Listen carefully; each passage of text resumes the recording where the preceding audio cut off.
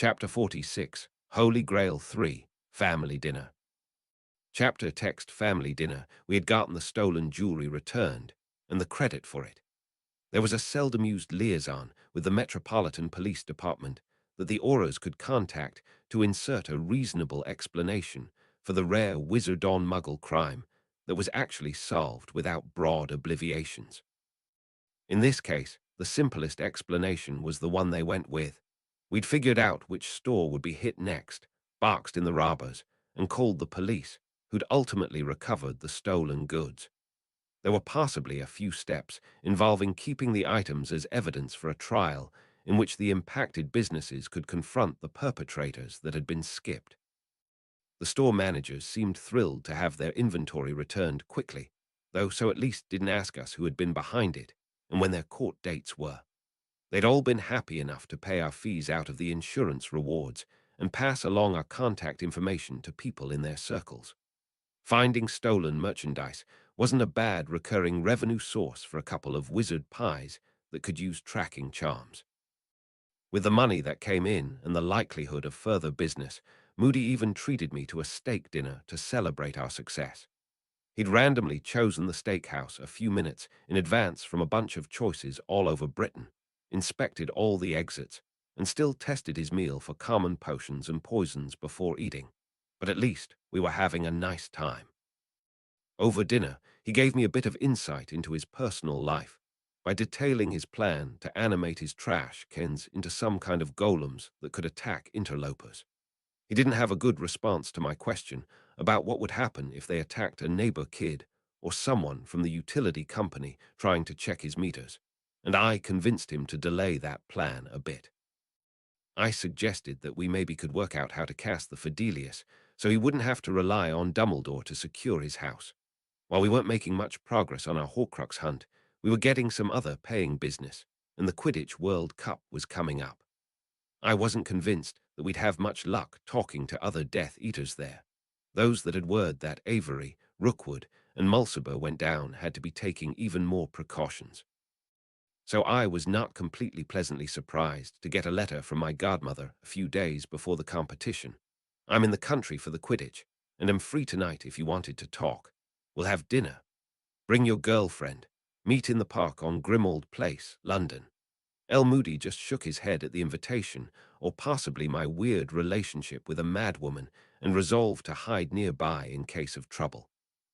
Not that I thought it was likely that she had any other motives than her insane attempts at fulfilling the role of godmother. Mathilda was anxious, but excited. I know that neighborhood name. I think that's the Black Family Manor. Draco must have gotten access. We'll need something medium dressy. She then quickly laid out the closest set of clothes I had to wizarding semi-formal before fluing back to her father's house to pick something out. She hadn't moved her entire wardrobe to the new house yet. While Mathilda was getting clothes, I took the opportunity to find the place while still wearing Muggle street clothes, so we wouldn't stand out quite as much that evening. I still wasn't used to some of the dense British architecture in major cities. The small park I'd been directed to was a square plot of land surrounded on all sides by well-kept townhouses with a narrow road in between the homes and the park to give automotive access. Despite the quality of the buildings, the place had a tang of dark magic that made it feel dreary and probably kept the property values lower than the rest of Islington. Each of the facades of the townhouses was basically identical and barely wide enough to park a single car in front of on the street. But they had at least 5 floors, counting the basement windows that peeked from below street level and were fairly deep. I was willing to bet that the Blacks' family manor made liberal use of space expansion magic to counter some of the narrowness. Walking down a side street and glancing behind one of the rows of houses to see how deep they were, I noticed they also each seemed to have a good-sized walled garden behind them.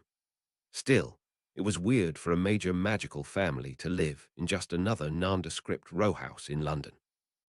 The palpable sense of dark magic made it easy enough to find the side of the square that probably held the house, and from there it was an easy guess that the one in question was number 12. The house with the silver snake door knocker instead of a doorknob, a rusty old physical doorbell instead of a button, and a darker patina of filth on the bricks as if the Muggle maintenance teams couldn't even see the place to think to clean it. The dusty windows seemed to look onto infinite blackness, which was probably just thick velvet curtains cutting off what little eye could see standing outside in the daylight, but there was no actual telling for sure. Honestly, the whole thing mostly just made me want to look into how to set up unplottable wards for a building in the city. For freestanding structures like Hogwarts, the spell meant you couldn't pin the place down on a map. But for city dwellings like the Black Manor and the Leaky Cauldron, and probably Diagon Alley as a whole, it somehow bent Muggle perceptions so they just didn't notice it, or that there was a missing space. I returned a couple of hours later with Mathilda, apparating into a sheltered spot in the park near number 12 that seemed to have been grown up for that very purpose. "This is neat," she gasped, taking it all in. "Probably very convenient to Diagon Alley and the train." I shrugged. Maybe they did it for their kids that couldn't apparate. My godmother's voice cut in from a bench nearby. "Bad habit, relying on apparition to get around. My family always tried to remain close to power." She stood to regard us as we walked up, her wild black hair at least mostly swept in the same direction, and her black robes indistinguishable from a gothy dress in the evening light. "You both look very nice." I honestly couldn't tell the difference between the gradients of wizarding attire, but just nodded. Mathilda gave a slightly deeper bow and said, "Thank you for the invitation to your home, Madame Black Lestrange." "Such manners." My godmother seemed pleased. "If you'll both follow me," she said, leading the way through the gate in the small fence around the park and across the narrow road to the front of the house that I'd picked out. The ministry finally confirmed Draco as the heir to the Black Fortunes after Cousin Ciri's untimely death, so we were, at last, able to reopen the house. "Is Draco joining us?" I asked. "No, he left me with access. I believe he looks forward to seeing you at the Quidditch, however. Please, enter freely into the home of my family." She tapped her wand against the doorplate, and the door opened onto a dark hallway lit by flickering gas lamps. I could make out doorways to the side that wasn't shared with the neighboring property, and an elaborate staircase at what was likely the back of the house. Within the hallway, as my eyes adjusted, I could make out that the decor was set to full Halloween party mode, with an abundance of snake-themed ornaments, black-on-black painting, and what seemed like a line of mummified elf heads rising above the staircase. The umbrella stand was a hollowed-out troll's leg. I wouldn't place a bet on whether it was a sculpture or actually from a taxidermied troll. "Who have you brought into my home? Bellatrix, dear?" a large portrait asked in an older woman's shrill voice from near the umbrella stand. As we moved closer, I saw that it was a life-sized painting of an intimidating-looking matron in a black cap. She had possibly once been quite attractive, but had put on weight and picked up jaundice as she aged, so could only be described as imposing. "Aunt Walburga," she introduced us. "This is my godson, Harry Dresden. You remember my friend Margaret? It's her boy." "I hope she married well, at least," the old woman sniffed. Surprising that girl had any magic at all, with how diluted her blood was. "I believe Harry's father was, indeed, a good match. Quite skilled with illusion." She actually winked at me, misleading her racist aunt. My father had, of course, been a Muggle stage magician. But in her Fey-inspired way, my godmother hadn't said anything untrue. "Very well. We expect great things of you, Mr. Dresden," the old pureblood told me. "I always did find your mother quite agreeable. Some half-bloods can seek to better their birth situation. And the young woman," since my godmother had honestly seemed to space on her name, Mathilda introduced herself. "Mathilda Grimblehawk, ma'am." "Ah, Nicholas' daughter, yes. You were still quite young when I died, but I always did enjoy verbally sparring with your Uncle Abraham, despite his political leanings. Very well, welcome, both of you, to my home. Creature," she screamed the last bit. An elderly house elf appeared from one of the doors of the hall, stooped, skin drooping and sallow, his ears hanging low like the wings of a bat. "Yes, mistress," he grated, with every sign of devotion to the dead old woman. "Bella's guests are a half-blood seeking to rise and a pureblood of good breeding. Please treat them with courtesy," she ordered. "Enjoy your dinner." The elf waved us into the door he'd exited. "Dining room is this way, honored guests." Inside the room was huge, my suspicions about space expansion bearing out. None of the houses on the block should have been able to have a room wide enough for me to lay down in and not be able to almost touch the far wall with my outstretched hands. But this room had an oversized dining room table and plenty of room on either side for chairs and sideboards. The whole thing seemed hastily cleaned, and cobwebs still hung from the small and shockingly tasteful chandelier. Poor creature was devastated after Walburga passed, my godmother explained, taking a seat at the head of the table on the furthest side of the room from the portrait and gesturing for us to sit on her right. He fell quite behind on his cleaning, but seems happy enough now that family has returned. It may be some time before most of the house is safe to inhabit, however, so I don't suggest wandering. I've done the Darksea bite thing, I agreed, remembering when Hagrid had missed an infestation in Argus Filch's pile of confiscated joke items. Don't want to do that again. Oh, you must tell me about it. I've heard so few of your stories from school, she commanded, shockingly attentive. What followed was perhaps the most surreal conversation I'd ever had with my godmother for how normal it was. While her eyes flicked erratically, and her posture twitched far more often than that of a sane person, she managed to stay on topic through a three-course dinner, drawing out several of our stories from my last few years of school. The decor was creepy. The food was prepared by a decrepit wildfee, and the house simply oozed dark magic. But if you just heard the audio, it would seem like a pretty standard meal of a distant family member catching up. I still hadn't found what seemed like a safe way to bring the conversation around to what she knew about Voldemort and the Horcruxes by the time we finished eating.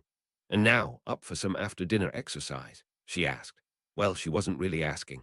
My godmother was never really asking. This house has a fully warded dueling room in the basement. How warded? Mathilda asked, surprised. Bellatrix smirked. I've seen how you account yourself against Maeve while she's keeping her powers limited. Let's see if the two of you are prepared for a real battle. Training sessions, the basement dueling chamber was so large. I figured that the Blacks had gone beyond space expansion charms and into stealing space under the surrounding properties. Compared to the house's outside dimensions, the room appeared to be on a scale that even the Ministry and Hogwarts struggled to reach, as far as the defeat of various rules of spacetime. Well, the room of requirement at the school could make something bigger, but it was less an expanded space and more a barely contained singularity resulting from all the other expanded spaces at the school. I'm just saying, the Black Manor dueling room was big. That space was important because we were getting a workout that probably wasn't advisable on a full stomach and needed plenty of room for maneuvering. My godmother's spells were splashing off of the rune-carved basalt bricks at a ferocious clip, providing a lot of the light in the room. While there were magical lights along the ceiling, the large room size and black walls tended to make it feel like having a battle in a void, laser beams streaking across the space between the stars. A lot of that color was the red of the Cruciatus curse, giving us ample reason to dodge. My godmother somehow worked in commentary while she was casting. Footwork decent, both of you. Harry, you're leading too much with your shoulder. Crucio, good. Keep track of your center of gravity. It's harder because you're tall. Sectum Sempra. Almost got you, my dear. You've never been in a fight with real dark magic, and it shows. I missed on purpose. This is dueling, Mathilda yelled, having nearly fallen over trying to dodge the cutting curse that apparently hadn't even been cast that close to her. Pratigo. She got a shield up to catch the flame-making charm my godmother tossed as a follow-up. This is dueling. Creature cleaned the floor, so your nice robes should be fine. Bellatrix grinned, easily deflecting the stunner I'd thrown her way while she'd targeted Mathilda. I was starting to wish I'd given Moody fewer assurances that we'd be fine. Even with two of us to flank her, my godmother almost skittered, using her small frame and wisps of flowing black cloth to disguise her movements as she moved across the room. Harry, you need cardio. You're breathing too heavily. She'd started firing off less deadly curses silently during those phrases, making them even harder to counter. How are you so much better than the other Death Eaters?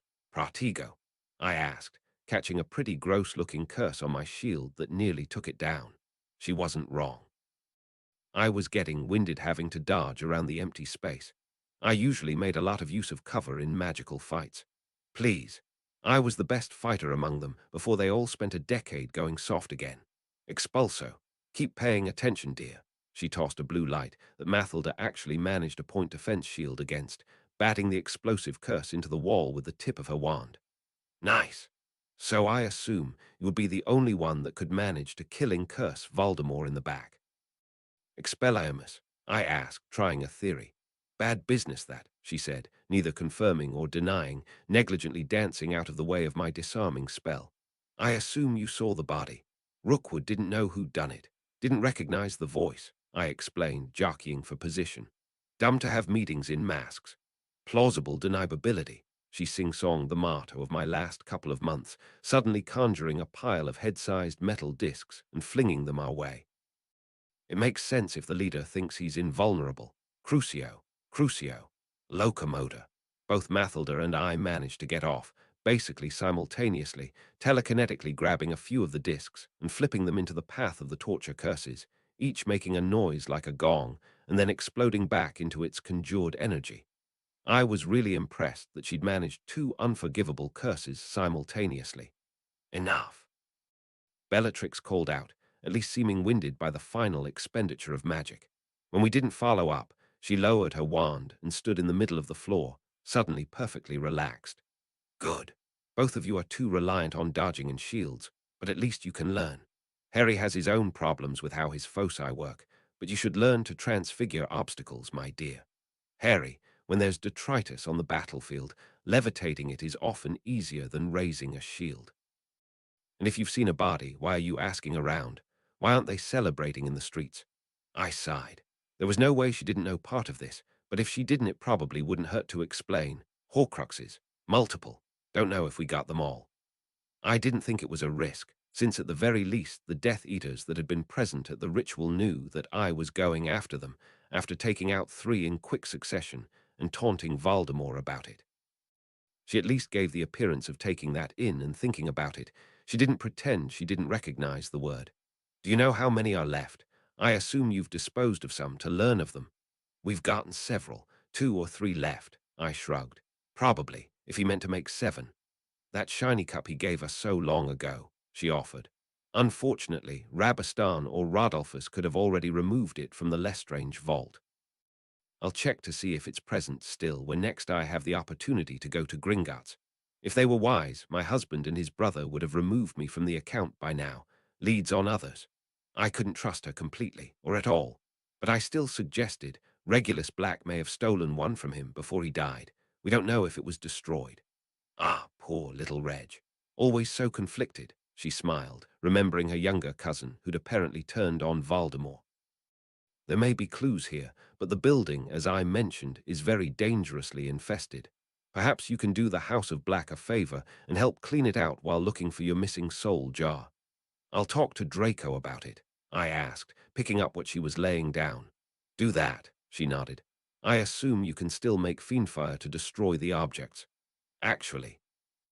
I shared a look with Mathilda, who shrugged, clearly wanting no part in trying to figure out what was safe to reveal to my insane fairy godmother. I explained, we have a way of cleansing the items without destroying their enchantments otherwise. And hoping, if she really was opposed to Voldemort, she'd think it was important, I added, and a way of destroying his shade once the anchors are gone. So smart, like your mother.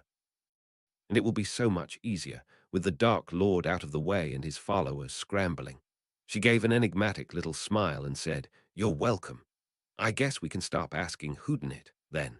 She didn't disagree with my question, so I asked, Any idea about whether there's one more and where it could be?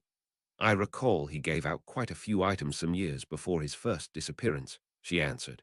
The golden cup for the Lestranges. I heard others received keepsakes they were told to keep safe. I understand you're planning to ask around at the party next week anyway. I'm interested to see how that goes. No pressure, I nodded. We just had to convince the Death Eater inner circle to give up what items they got from Voldemort and test them to see if any were securing a piece of his soul. Really, Harry, she chided. You act like the Dark Lord is even relevant anymore. If he pops back up, we'll simply kill him again. There's a much bigger world out there, and my new employers wouldn't want you to forget about them. I hadn't actually been thinking that much about the Winter Fae with the return of Lord Voldemort and his sudden death. The youngest unseelie queen, Maeve, was still up to something at Hogwarts and wasn't my biggest fan in the world. Is there anything I should be ready for on that front? I asked. She gave that little enigmatic smile again, but just said, perhaps. You've had time to rest. Let's see how you do against overwhelming elemental force. An hour later, nice robes covered in smoke, Mathilda and I exited back into the grim old place park. Harry, Mathilda sighed. Your godmother, no more unchaperoned dinners with her. Still think your family is the complicated one? I asked, running my hand through my hair in the agreed gesture that things were okay. Moody, wherever he was hiding in the park, could go home as well. Nope, they're great. So little drama. Let's get home before something else happens. I nodded, feeling like I was pulling a muscle in the process, as we apparated home, planning to ask Penny for a once-over to make sure we didn't have any internal bleeding or something. Maybe my godmother wouldn't hang around when we came back to look for whatever Regulus had stolen. At least we could hope. Chapter 47, Holy Grail 4, Tailgate. Chapter text Mess Tent 5 in the morning was way too early to hike through the British suburbs looking for an old boot. Why didn't they just set these up at the ministry and have people flew there? I asked, as I narrowly avoided stepping in some kind of burrowing animal's hole in the near dawn. Sense of adventure? Mathilda asked. With 100,000 travelers, it might have overloaded the flu connections, Arthur Weasley added. Mathilda and I were hiking along with his entire family, except Molly Weasley, as well as Hermione Granger and Penny. If the World Cup wasn't being held in some far-off cow pasture in rural England, my roommates, I, and Percy's older brothers would have just apparated there. But with the cracks in the veil created by the Fae over the last couple of years, that kind of distant apparition was still for desperate escapes from Death Eater rituals. Portkey travel was way safer. Well, I probably could have found a rath nearby, but I wasn't exactly advertising that method of travel, and there was too high of a risk of it stretching the veil enough for some never-never monster to get through anyway. The Quidditch World Cup probably didn't need to start with a manticore attack or something. But they could have just brought you the portkey at your house. I tried. Who else even lives out this way? Luna. And us. A young man's voice I recognized called. The speaker was one of two male silhouettes waiting at the top of the hill.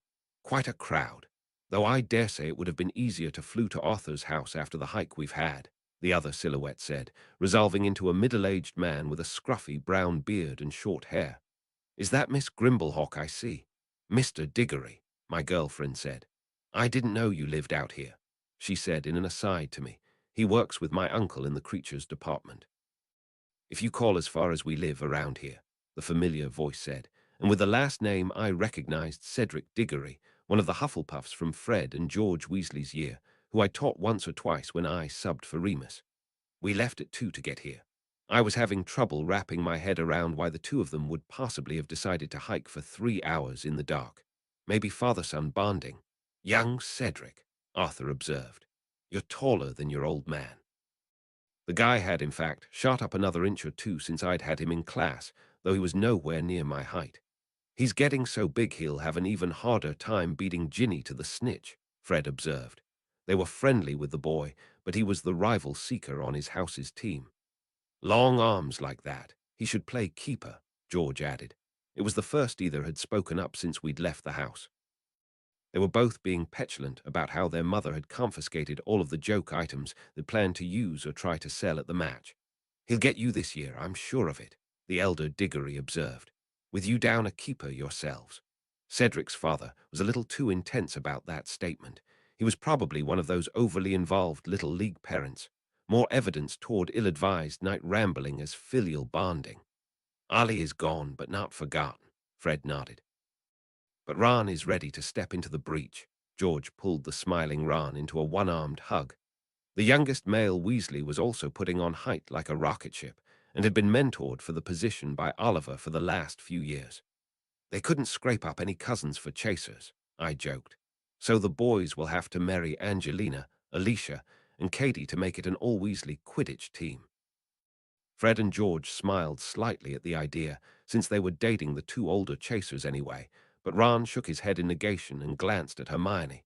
Mathilda elbowed me in triumph, since she'd seen it too. She gave the kid an out before he put his foot in his mouth with denials and said, "We're modern witches. Ginny can marry Katie." The Weasley daughter just smirked at the assignment. "None of you are getting married until you're of age," Arthur insisted, with a smile. "And Molly expects her older sons to beat their younger siblings to the altar." He gave a significant look to Bill and Charlie, who, as far as I knew, were basically married to their jobs and hadn't had any serious relationships anyone had mentioned. Percy just smiled and maybe tightened the hand he was holding pennies in, quietly pleased to have one up on his older brothers. "Charlie's going to marry a dragon, probably," Ginny piped up, turning her smirk on her second oldest brother. Starkiest Weasley boy simply shrugged, idly scratching at a burn on his hand that hadn't fully healed. "I date," Bill, the oldest Weasley boy, said, somewhat lamely. "I just don't bring it up because Mum will make a big deal about it even if it's not serious." He did have the artfully arranged long hair and bad boy dragon-tooth earring of a wizard that was looking to attract a partner. "Cedric here is dating one of the prettiest girls in school." Mr. Diggory clasped his son's shoulder proudly. "It's not official yet," Cedric demurred, clearly wanting no part in his father's one-upsmanship. "Well, don't go easy on her once it is. His father didn't take the hint. A rival seeker, if you can believe it. But I thought we just matched Ginny up with Katie." I joked, then took pity before the twins could lay in and said, "Cho Chang, right." She was a Ravenclaw I'd had in class a few times, the way my substitute schedule had worked out. "She seems smart. Nice girl." Cedric smiled, nodding, and I added, "So I guess there is going to be Quidditch at school this year." I was hearing hints that there might be something else instead. There were gasps of shock from the younger Weasleys, and Cedric at the idea there might not be Quidditch. The two fathers shared a look, clearly aware of what the surprise was that was such a big secret, before Arthur said, "I think Minerva convinced Albus that both could be accommodated. Anyway, our time is just about here." "There are too many of us to all touch the boot at once," Hermione observed, having been quietly taking in the exchange. "Can a portkey be enlarged safely?" "As long as it's not enlarged too much," Penny allowed, then cast Engorgio.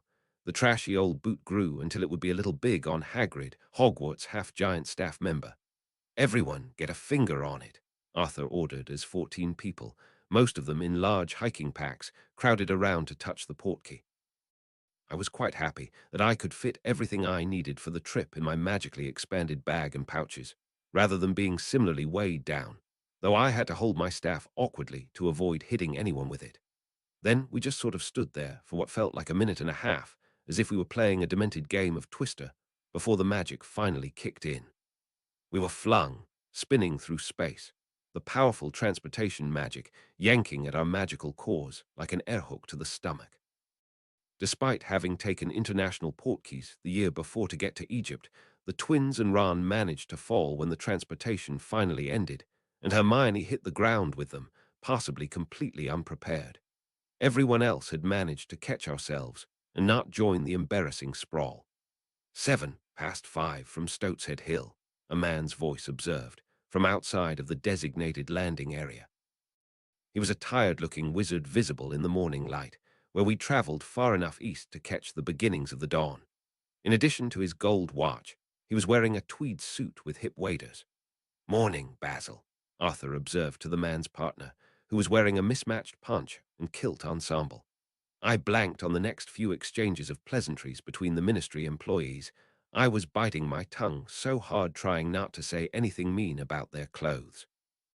As we walked toward where we were meant to get our campsites assigned, I somehow managed to let Mathilda wander ahead and fell back, pulling Hermione and Penny with me. They looked as shell-shocked as I did by the outfits. "Is it possible," I whispered to the two Muggle-born girls, "that the ministry only mostly hires purebloods because it's a charity outreach for people too inbred to be competent to dress themselves?" Hermione's eyes widened at my insult, but her lips quivered and finally pulled back into a smirk. Penny still had a 1,000-yard stare. She worked with some of these people now. She just said, "I really think you might be onto something." The entire pure-blooded Weasley clan and my own very purebred girlfriend glanced back to see what we were talking about, and we just gave them our most innocent smiles.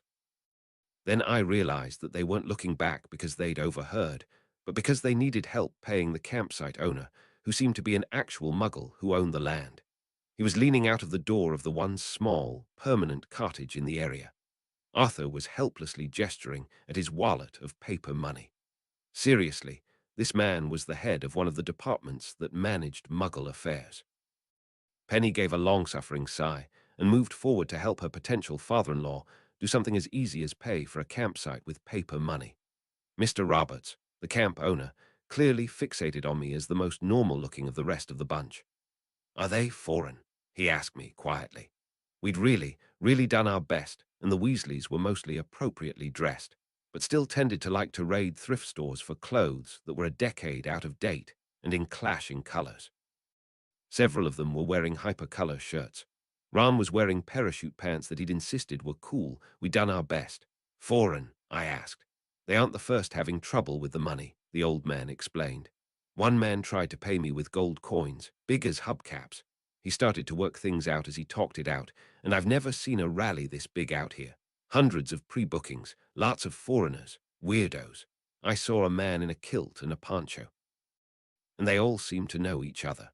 I saw a ministry wizard with his wand out and wearing some kind of high-waisted golfing pants step around a corner of the cottage, clearly ready to cast something on the muggle, probably to obliviate him.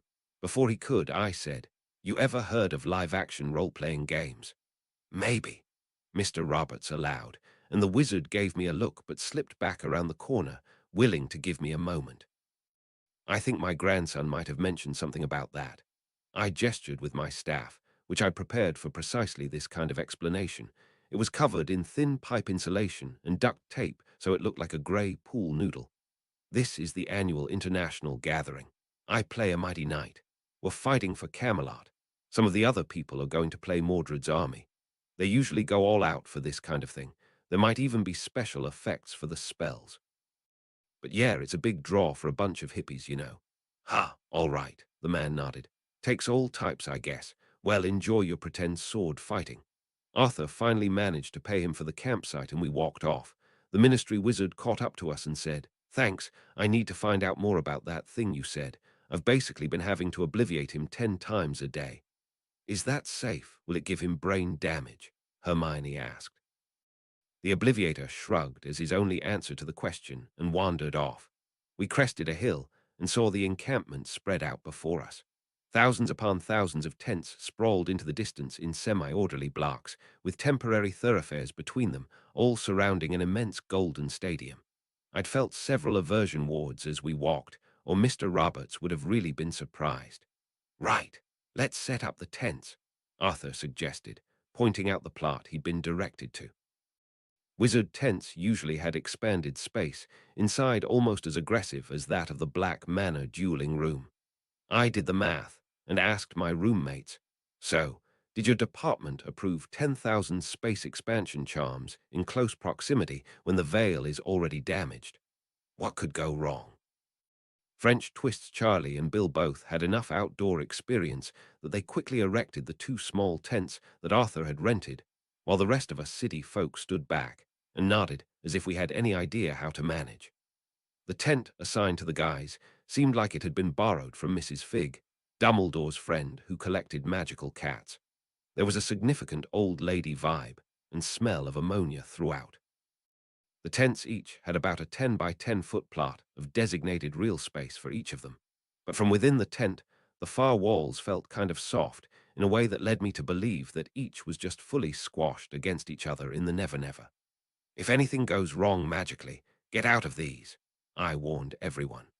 I had been extremely cautious introducing my belt into the tent, since I was already toward the limit of the number of expanded pockets it could support. I was going to try not to use the pockets whenever I was in a tent.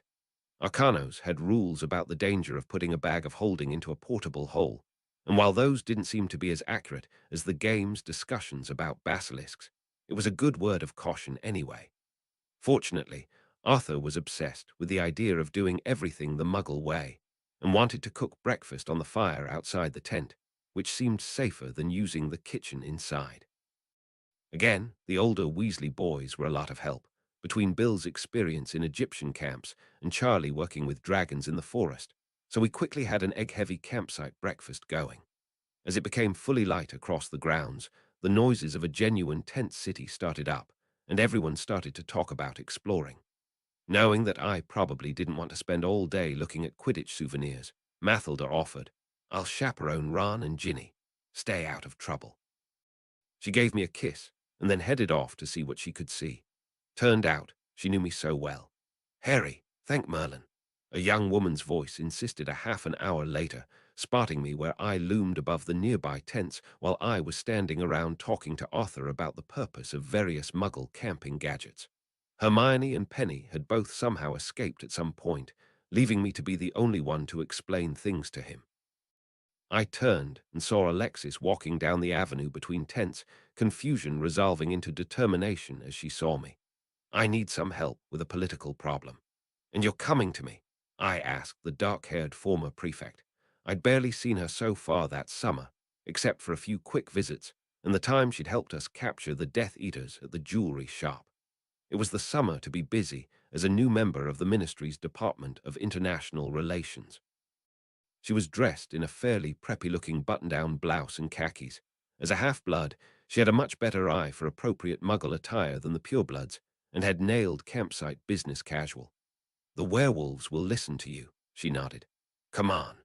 Fully expecting me to follow, she began striding back off the way she'd come, toward one of the outer boundaries of the tent city. I shrugged at the remaining Weasleys and gamely followed along. With that many tents, each with their own reasonably sized plot of space, the temporary village sprawled across a couple dozen acres, so it took a few minutes to walk where we were going. Alexis explained as we went, "There's a French contingent of Vila that got placed next to some local werewolves, and they are not getting along. I can handle the Vila, but the werewolves respect, well," I filled in. "They're more likely to listen to a tall dude than a small lady." She nodded. The skinny brunette wasn't the shortest girl I knew by any stretch, but she wasn't particularly imposing, even after 3 years of corralling Gryffindors as one of the prefects. "Remind me what a Vila is. Magical race mostly out of Bulgaria," she summed up. "Supernaturally pretty, turn into harpies literally when they get pissed off. Careful, they throw fire. You're trying to get me in trouble with Mathilda, right? You can deal with Maeve, and you said you held up against a vampire succubus. You'll be fine," she assured me, as we entered what had to be the campground for the ministry's undesirables.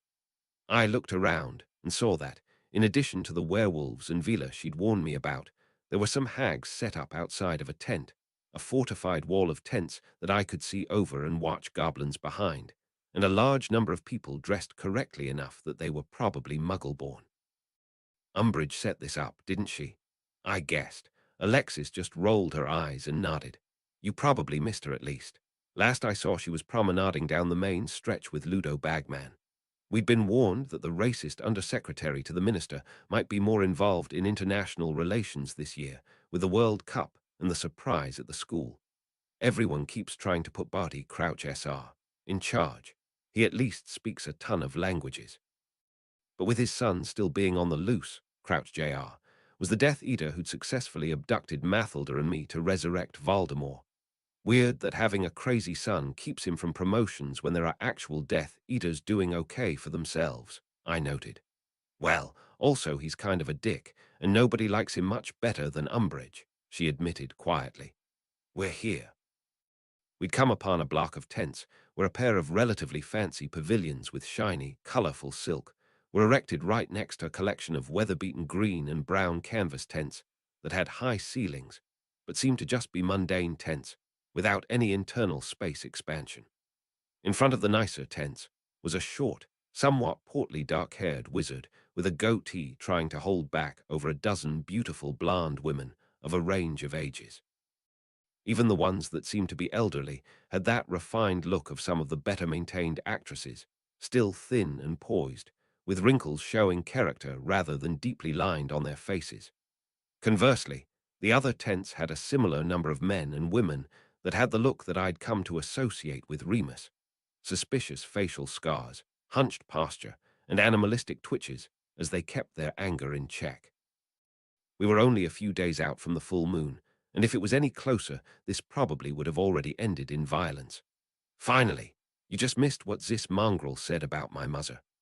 A Vila girl that looked to be about our age shouted at us in heavily accented English, before the rest of the crowd started adding in their input in rapid-fire French that I couldn't hope to follow. Alexis had been right. If I hadn't had all the practice dealing with Maeve the she-mean girl and Lara the white court succubus, I would have been having a lot of trouble focusing. Put a jaunty bathrobe on the man trying to keep the peace, and it could have been a scene from a fight at the Playboy Mansion. Before the wolves could own up to exactly what they'd said, and it looked like they were about to, I stepped over to them and asked, "Can you explain this from your perspective?" While Alexis started answering the Vila in French. "Who the hell are you?" One of the men in the group half snarled, though he did seem a little cowed by my height and staff, now freed of its buffer camouflage. "Harry Dresden," I offered. "Alexis thought you'd like someone to hear your side." "I know that name," one of the werewolves said. "You supported Umbridge's bill last year. And did it pass?" I asked, warily watching as they tried to casually spread out to circle me. "Do any of you know Remus Lupin?" A couple of them nodded, and one said, "Yeah, he's an okay bloke. What about him?" "He's my friend and I substitute teach for him at Hogwarts when he has his monthlies," I explained, keeping it down as much as I could with possible listening ears around the camp, as this drama was free entertainment for the other campers. I only supported the bill so she'd let me be a witness, and I could screw it up. There were a few sniffs and head tilts, as if they were using their enhanced senses to decide if I was lying. Apparently I passed. "So what's up with you and the Vila?" I asked, once they no longer seemed likely to go for my hamstrings, or try to rip my skin off with a fur gnarl if they had enough actions. "Them fancy bints have been going on about how we're going to give them our disease," the apparent leader said, a sandy-haired man with a week's worth of stubble. "And they're using their seduction magic on my Patrick," one of the women offered, clinging to the man in question. "It's true," he argued. "I have an unnatural lust." I didn't press the point. They did have a hell of an aura, but it just caught your attention, as far as I could tell. I wasn't having to fight off nearly the feelings of lust that I'd gotten when Maeve was trying to mess with me, or Lara Wraith put out just by breathing. Maybe they could amp it up if they wanted to. "If they agreed to try to rein that in, and you didn't have to look at them, could you try to ignore them?" I asked. I was more asking the girlfriends of the group than the guys. "If they aren't awful to us, I guess so," Patrick's girlfriend allowed. Seeing that Alexis had calmed her group down, I asked the Vila, "Are you all informed on how the werewolf curse gets spread?" "It takes more than a scratch, I believe," the teen girl acknowledged. I nodded. "You have to allow the curse to take hold. Usually because you'll die if it doesn't. And these folks don't even have claws or fangs right now. You're not going to catch it being near them, or even if they accidentally bump into you and scratch you." "Zay won't stop staring at us so," the girl argued. "Right, if you'll give me a minute." I dragged a line in the ground between their campsites with the end of my staff, making a couple of runes to the side to anchor my focus as I summoned up my magic and intent. I drew it a couple of feet into the alley so it would fully separate their sightlines, and incanted Lignius Murus. I wasn't fast with conjuration or transfiguration, but I could do a lot of it if you gave me a minute to prepare. As I released the spell, roots under the ground shot into the air to form rough wooden supports for the conjured boards that sat between them, leaving a 7-foot-high wall that looked like it was made of local weathered wood hastily slotted together. It wasn't pretty, but it was sturdy, and hopefully wouldn't be any worse than all the other statute of secrecy violations going on around the camp. The large conjuration took a bit out of me, but I was able to lean on my staff and probably made it look pretty nonchalant. "If you can rein in your auras and you both stay on your sides of the wall, will that make everyone happy?" I asked. I got grudging nods all around and said, "It was great to meet all of you," before turning to leave. Alexis had a brief conversation in French and then in English before she stepped to walk away with me. "Thanks for being my big stick, Harry," she grinned. "Good fences make good neighbors," I shrugged. I heard a quick conversation behind me, and then the Vila our age jogged to catch up to us, a much younger girl who was equally blonde with her. Both of them wore pretty sun dresses that were more wizarding style than muggle, but would probably pass as French culture to Mr. Roberts. "Thank you for helping," the older Vila told us both. "My father was doing all he could to keep my aunts from incinerating those lustful dogs." I explained. "I think their girlfriends were making it worse because they were jealous of the attention you were getting." She nodded. That I am used to. How is it that you are not affected? Alexis chortled. Harry has a lot of experience keeping it in his pants. You're not the only woman I've met with a supernatural allure, I elaborated, then added, and none of them compare to my girlfriend. Alexis nodded, so that was likely to earn me some points when this conversation got recounted back to Mathilda. The girl asked, how long will Z-Wall last? At least until tomorrow, I answered. I put a fair amount of power into it. You might want to counterspell it if it's still up when you head home. Très puissant, she mused. I could have made it faster, but I don't think I could have maintained it for that long. Harry Dresden, you said. I am Fleur de Lacquer, and this is my sister Gabrielle. The little Vila rattled off a string of French. She is very impressed by your staff. Don't, I pointed at Alexis, who had clearly opened her mouth to make another joke at my expense. Pleased to meet you both. If you don't mind, I should probably go figure out what everyone else is up to, I excused myself. The fewer rumors about me wandering the camp with a French supermodel, the better.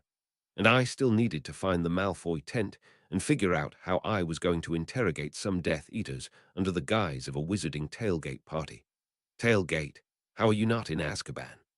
I said with my outside voice, surprised by running right into Cantankerous not 5 minutes after entering the palatial Malfoy tent. The skinny old man had tried to abduct me on at least 4 separate occasions and succeeded at half of them. I was pleased to note that he still seemed to have a bit of a limp where I'd punched him in the hip a few months earlier, when he was heading up the ritual to resurrect Voldemort. In his sneering voice, which I was much more familiar with when he was casting Unforgivables, he simply said, while hearsay evidence can place surveillance on my family manor, it cannot, fortunately, see me incarcerated. With the audience mostly being from dark families, he didn't have the nerve to act like he was actually innocent. He was probably just hoping I'd attack him so he could get me arrested. British magical justice wasn't. Got it, I told him, looking down my nose. He was tall and probably used to looming over others, but he wasn't nearly my height. Next time, we'll put you down while you're still wearing your plausible deniability outfit so the auras can peel the mask off like they did your buddies Rookwood, Mulciber, and Avery. Talk, talk, talk, he smirked at me. Aha! I stepped closer and lowered my voice. Seems like every time we've gone at each other with remotely even odds, you've run off. I glanced around at the room full of purebloods, noting a few more likely Death Eaters among them. Feel like they're in your favor right now, or do you want to wait to hex me in the back while I'm leaving like you normally do? Young man, he said, putting up a good front of not being beaten, but taking a half step back regardless. If you had faced me in earnest, you would remember it. I tried a gambit. What's your next trick anyway? Rookwood's ritual was so simple to work out. You're going to try the one with the pile of dead cats. I bet the one with Phoenix Tears is out. Not like it matters. I gave it a beat and then bluffed, since you don't know where any more of the anchors are. That one landed. I could tell from the way he frowned. He didn't know where the other Horcruxes were right now. Since Rookwood hadn't either, that meant the Death Eaters that had them weren't sharing with their buddies, or they didn't know what they had. And that also meant they hadn't resummoned the Wraith to get answers from the boss himself. They might need one of the Horcruxes on hand to even locate the Wraith without trying to work out where Quirrell had found him hiding in Albania. They'd certainly needed to use an elaborate ritual involving his living Horcruxes and me as his enemy to summon him the previous year. Better hurry, I smirked right back at him. As we close all the doors for good, you're back to being just a bunch of washed-up old racists. If you could have done any of this without Tom Riddle, you would have already. He looked like he barely held back from throwing a snide retort to save face. I wondered if they were planning to do something to seem relevant still. Enjoy the Quidditch, Dresden, he finally sneered out, stalking off. I am so turned on right now, Mathilda informed me over her cheese plate from where she'd been watching a few steps back. The entertainment over, the rest of the party was going back to their original conversations. I spotted one of the other, not guilty, by reasons of mind control, Death Eaters, who I thought was named Roll, whispering to Lucius and glancing my way, probably asking why I'd been invited. Honestly, the turnout for bad guys wasn't what I'd expected. Or, at least, we didn't have a good list of wizards that had joined after Voldemort came back. The Malfoy tent, already taking up 6 of the large plots with its exterior dimensions, was plenty big enough inside that I'd have to get right up into Death Eater faces, since, with the exception of Nart, it was easy to not bump into them if you weren't trying. Draco walked up. He'd been going a bit easier on the hair gel as he got older, but still kept his platinum blonde hair brushed back and short. "Subtle as always, Harry," he smirked. "You learn more when you put them off balance," I shrugged. "Slytherins are ready for subtle. Whatever helps you sleep at night," he said. "I hear congrats are in order for getting confirmed as the Black Heir." I changed the subject. "Thank you," he smiled, but added, "I may have a few other cousins with wealth that I could get you to run off a cliff as well." "Get me the list. We'll see if it matches the one I have already," I assured him, glancing at some of the other suspected terrorists in the room. "And yet, you're so much more likely to arrest them, so nobody really gets the inheritance until they finally pass away in prison," he chided. I gave him a serious look and explained, "You really don't want to have death on your magic, if you can help it. I can use the exorcism charm on Nart Senior over there if you want to have an object lesson on what killing does to your soul." He nodded somberly, ceding me the point. As much as he liked to put out the whole Dark Prince vibe, he was a good kid at heart. "Understood. Ask him about the house," Mathilda reminded me. Draco quirked an eyebrow, so I explained, "I have it on good authority that your cousin Regulus stole something that needs to be cleansed before he died, and it may be squirreled away in Black Manor. Moody and I are willing to clean out your pest problems over there if you let us search for it, and fix it if we find it." I added, as he thought about it, "And since this is probably one of the things like Ravenclaw's diadem, once we've cleansed it, it might still be a pretty good find for you." After a few moments' thought, he said, "You have my permission. I'll get your pass through the wards and tell Creature you're welcome. If you could cleanse or dispose of any other cursed items you find, it would be appreciated. I'd like Mad Eye to testify that I had no knowledge of them and took proper steps as soon as I came into ownership." The kid had made great strides at making deals both parties were happy with since he was a first year, when he had just tried to bluster and snub his way through negotiations. "I think we can do that. Thanks, Draco." That bit of business out of the way, Mathilda moved on, so, "I hear you're in the top box for the match, with the Weasleys. I shall have a lovely time attempting to prevent our fathers from brawling, yes," he drawled. "Sure," she shrugged, but continued, "I'm just saying. The twins owe me a favor. You should sit next to their block of seats, and I can make sure Ginny sits next to you, and Ron sits far away." She gave it a beat and added, "So you can compare Seeker tactics while watching Crumb." Draco snorted. "I'm aware of you Gryffindor witches' plans, and you are aware that I'm contracted to the Parkinsons, with the Greengrasses in place if that falls through." "That wasn't a no," she observed. "I'll set it up." She wasn't wrong, and the boy did seem to be appreciative of the social engineering. Maybe my female friends' Romeo and Juliet dreams were paying off. They'd been trying to hook Draco up with Ginny Weasley since we'd all gone on vacation the previous summer. I changed the subject again and mentioned, "Seems like we're spared of interfering ants." He nodded. "I, of course, appreciate the reprieve. Maeve has no interest in Quidditch. This summer has been fairly bearable. She's distracted about something she's working on with other relatives. Didn't they get everything they wanted?" Mathilda mused. "Maeve and my godmother, Draco's real aunt, who he couldn't talk about because of a similar gesh as I was under, were part of the leadership of the Winter Court of Fae, who had forced several governments into re-signing the Unseelie Accords a few months earlier." Draco shrugged. "I am neither at liberty to speculate nor capable of understanding their intentions, even if I was." He subtly made the crazy gesture by twirling his finger around his ear.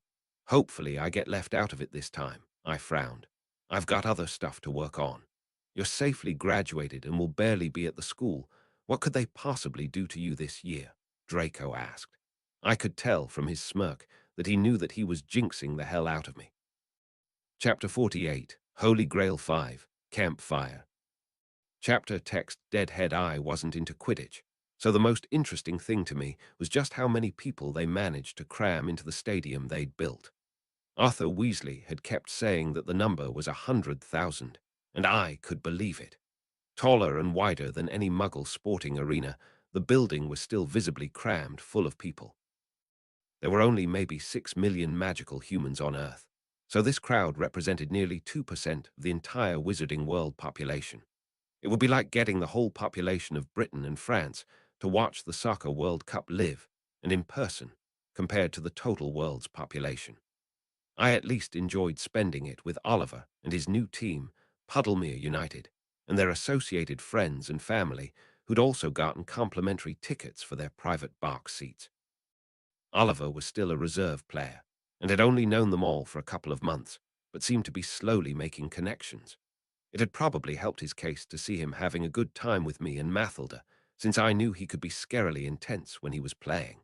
It might make it easier for him to fit in if they knew he was only a hard case about Quidditch. Oliver also acquitted himself well when the Bulgarian team's Vila cheerleading squad turned their allure up to max during the opening show. Maybe it was his deep devotion to Quidditch, or maybe it was sharing a castle with Maeve for a year and a half, even though, as far as I knew, she only turned her full aura on to mess with me. But he stayed calm and focused. The two of us helped the witches in the box manage the rest of the guys, keeping a couple of members of the team from flinging themselves over the railing to try to get down to the field and the supernaturally attractive cheerleaders. Maybe Vila Allure was more potent than I'd given the ones I met earlier credit for. I was pretty sure the boxes were warded to prevent falls, and we were pretty close to the ground anyway, so it wouldn't have been too bad regardless. Hopefully, none of the Weasley boys had managed to escape their box, since they were in one of the top ones. I didn't actually notice any lovesick men falling to the ground, so I felt pretty good about my assumption there were wards. The match itself was weirdly short, compared to how long I understood they could go. Bulgaria was getting the snot beaten out of them the whole brief competition, only managing to score a single goal. And wonder of wonders, that wasn't completely wiped out by the unfair number of points awarded for catching the snitch. Ireland's team managed to rack up enough goals that they still barely won, even with the Bulgarian seeker, Crumb, being first to the tiny golden ball. But the real benefit of the short match was more time for after-parties. The game had started pretty late, so it was fully dark by the time it finished, and the stadium emptied with surprising alacrity for so many people, all exiting by the light of lanterns and the occasional swooping leprechaun, the on-the-nose mascots cheerleaders for the Irish team, shedding glowing fairy gold. There was basically no chance that we should have been able to find the Weasleys without going all the way back to the tents, but my magic messaging rings wound up being just the thing for coordinating meetups in the raucous party city. After the first party, where we wound up congregating with everyone staying with the Weasleys, plus the Longbottoms and Finnegans, I remembered to switch the younger kids off of the connection I shared with the recent adults. The kids seemed really excited to be included in the party at the Puddlemere tents, at least. Oliver was tickled to get to introduce most of his old team from school to his new teammates, and they made noises about maybe recruiting some of them once they'd graduated. Arthur, however, was clearly exhausted after getting up so early, and started to lead the kids away before too long, forcefully, in the case of the twins. That left me with my core group of friends, as well as Percy's older brothers, to go on a tent-based pub crawl. It was a ton of fun. Moody had been drilling me in constant vigilance for 2 months, and as fun as the environment was, there were enemies about, so I managed to regulate my drinking. Mathilda had only recently turned 17 and was skinny besides, so I did my boyfriendly duties of making sure she had 2 glasses of water and a butter beer for every real drink she had. Percy, Penny, and Alexis were used to being prefects, and Bill had been head boy, so they didn't overdo it. Oliver, of course, got smashed and dragged his old Quidditch seeker Charlie right along with him into Blackout Town. We were at the Chudley Cannon's garishly orange tent. Mathilda was excited, and Ron was going to be inconsolable he'd missed it, when I overheard the thoroughly sloshed newly pro player slurring at Alexis. I juice, I darn, like how we left things, you know. And maybe I thought the groupies, well, it's juice. None o' them are near as pretty as you, Lexi. Alexis moved her beer to her offhand to push Oliver by the shoulder back to verticality, from where he'd been about to tip out of his chair, trying to lean in to talk to her. Their breakup the previous year had been on account of magical proof that he didn't love her as much as she loved him, and they'd worked hard at getting back to being friends. I could tell that she was conflicted about him drunkenly setting her up to potentially be hurt again. She finally told him, Oliver would. If you want to try again, you need to work up the courage to ask me when you're sober, and prove to me it's not just because you aren't getting the pretty Quidditch groupies. Anyway, I can't even think about that until I'm done organizing the Triwizard tournament. The what? Mathilda asked, before I could. Alexis looked shocked, obviously drunk enough she'd forgotten it was supposed to be a secret. Forget I said anything. It's a surprise. Not much of one, Charlie Weasley chortled. They've got my whole preserve standing by, Percy asked. It was, 1792 when they held that last? Very dangerous. Why this year? Alexis shrugged. Charlie shrugged, like half of the partygoers sitting around who had apparently known about it shrugged. Fudge is up for re-election soon, Mathilda guessed. That got a lot of nods. If it was political, when in doubt, blame the minister. It was maybe half an hour later and we were in somebody's tent. I had vague memories of just walking by and being invited in. Remus Lupin's friend, a man's voice called, and I looked over and spotted a few of the werewolves from earlier, thoroughly drunk. Oliver, without missing a beat and with some cosmic sense of bad timing, yelled, "Me too." I helped him kill Fenrir Greyback. I froze. The werewolves froze. The sense of tension spread through the crowd. If the music had been from a record player, instead of a live violinist playing along to the wizarding wireless, there would have been a record scratch, rather than the slow screech of a bow across the strings.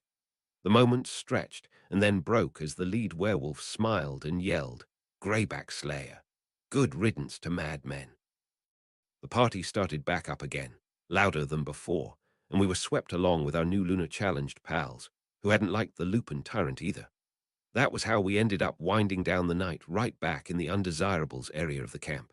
The wolves didn't have super nice tents, but they had comfy camp chairs and a fully stocked bar they packed into a space-expanded suitcase. Patrick, the wolf who'd had trouble keeping his eyes off the villa, turned out to be an excellent bartender. Speaking of keeping one's eyes off the villa, Bill seemed to be hitting it off with Fleur, who had come out to put up silencing charms since her little sister was trying to sleep, and wound up staying to hang out.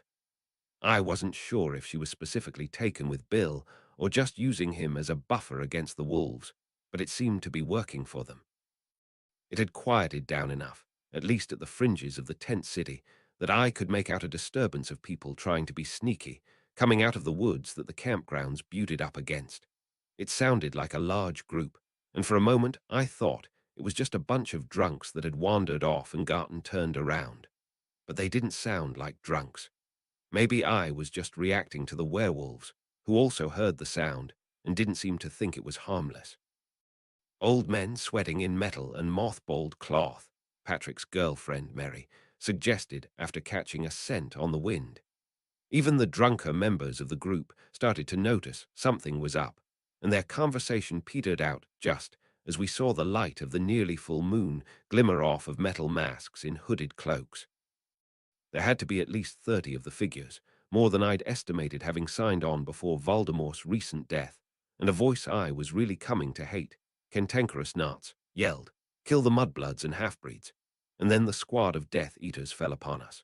"Pratigo," I shouted as I half-staggered out of my camp chair, getting my largest shield up in between us and the attackers. I hoped they weren't actually prepared for this many skilled combatants to be there and conscious. A couple curses slid off of it, the faint glow of my magical dome of force drawing fire in the dim light. Moving off to my left, Penny and Percy tried their combo of water summoning and freezing, and it worked much better than it had in a dry Egyptian tomb. A curtain of ice froze out of the sweep of water, protecting that flank, but it immediately started to shatter under the weight of incoming curses. It soaked up a shouted Crucio, so it was already a good choice. Mathilda was off to my right, flinging spells around my shield, while Alexis tried to awaken the neighbors and organize them. Fast-paced French yelled at the Villa tents as Fleur dismissed her silencing charm. Bill seemed to be working some kind of complex conjuration. Charlie and Oliver were just trying to get their drunk brains to focus, and the werewolves charged. While they weren't nearly as deep in their curse as Greyback had been, this close to the moon, our new friends were pretty feral and partially spell-resistant. Wizards rarely seem to expect melee combat, and a dozen brawlers can play hell on a firing line. Several of the Death Eaters got tackled to the ground, and their allies were having a hard time targeting the werewolves in the grapple, with as much as they were rolling, and it was dark out. Them dropping to the ground left room for us to fire on the remaining enemies. Several of the Vila were pouring out of their 2 tents, but that just made them a target, and I tossed off a locomotor muris to yank a section of my conjured wall in between them and the oncoming attacks. Unfortunately, one of the more dangerous-seeming combatants used my distraction to fire a sickening-looking orange curse my way, which got around my shield and managed to soak through the protections on my duster. I immediately felt my insides churning, and it became an intense chore to keep my shield raised. "Bill," Percy yelled. "Counter the Entrel-expelling curse on Harry." "Got it," the oldest Weasley son yelled, finishing his conjuration and slipping behind me to work the counter before my internal organs managed to violently exit through my mouth.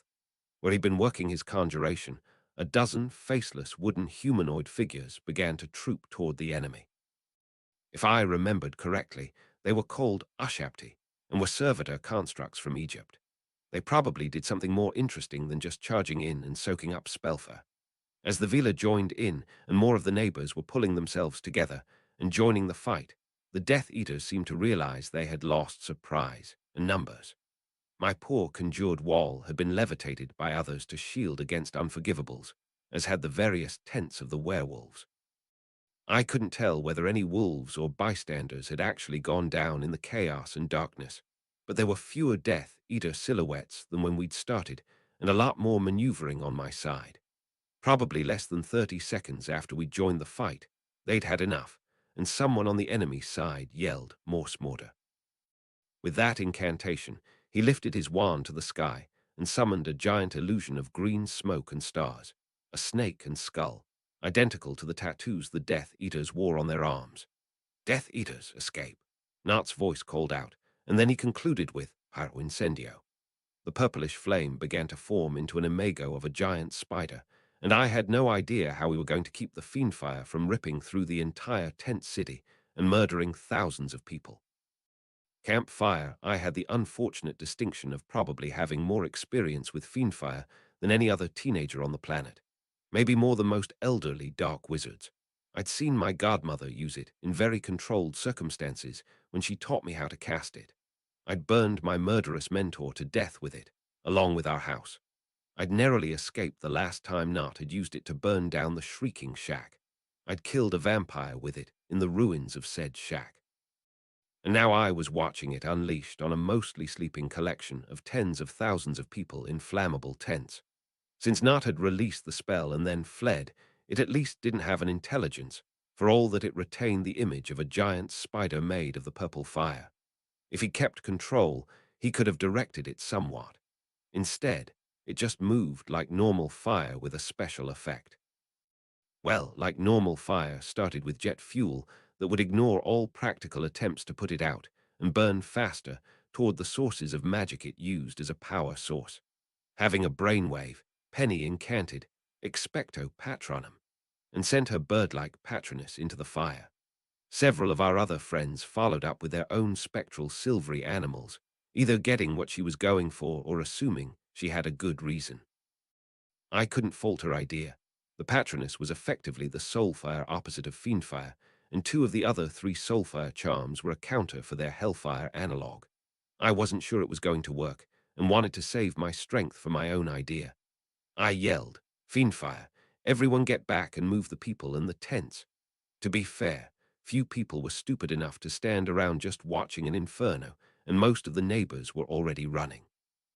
The braver ones took a moment to try to collect their things before fleeing. It was mostly just the Gryffindors and the Vila still standing around, and the French witches might have some kind of natural resistance to fire. The werewolves had universally fled, probably spurred on by their inner wolves' fear of flames. The set of patronesses smashed into the flaming spider, and did, indeed, seem to slow its advance, if not extinguish it entirely. Bill lost 2 of his Ushabti constructs before he managed to direct the rest to spread out, bodily slamming tents out of the way of the spreading fire, and grabbing a couple bodies that had fallen in the fight at the tree line. The werewolf tents were a lost cause, but drunkenly, Oliver had the presence of mind to incant a Keo drinks trunk. The werewolf's barren expanded luggage sailed away from the fire only slightly singed. I was going to give him credit for stopping the flammable alcohol from exploding and not just trying to save the booze. I'd already begun dragging my staff through the footpaths in a wide circle around the fire, hoping that I'd be able to complete it before the fire spread beyond its bounds. "Do you need help?" Fleur yelled over the roar of the fire. "Do you know waffling suppression runes?" I asked, not stopping. "We. Start putting them along the outside of the circle." "Spaced out about a foot should work," I ordered, then got back to what I was doing. I would periodically have to throw severing charms into the ground when it was too hard to make a significant dent with the end of my staff. The rest of my friends were doing an adequate job containing the fire between their patronesses and water-making and freezing charms.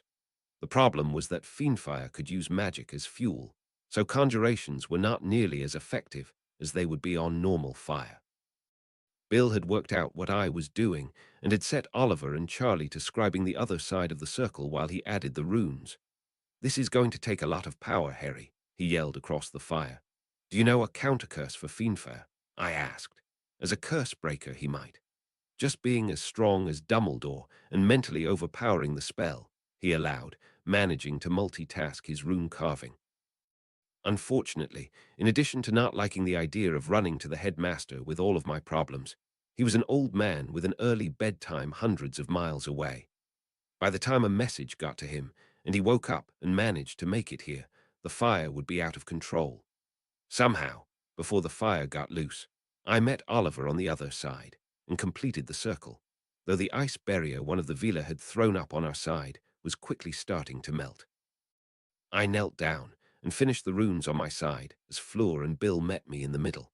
I was able to check their handwriting and started incorporating it into my own mental model about how this impromptu ritual was going to work.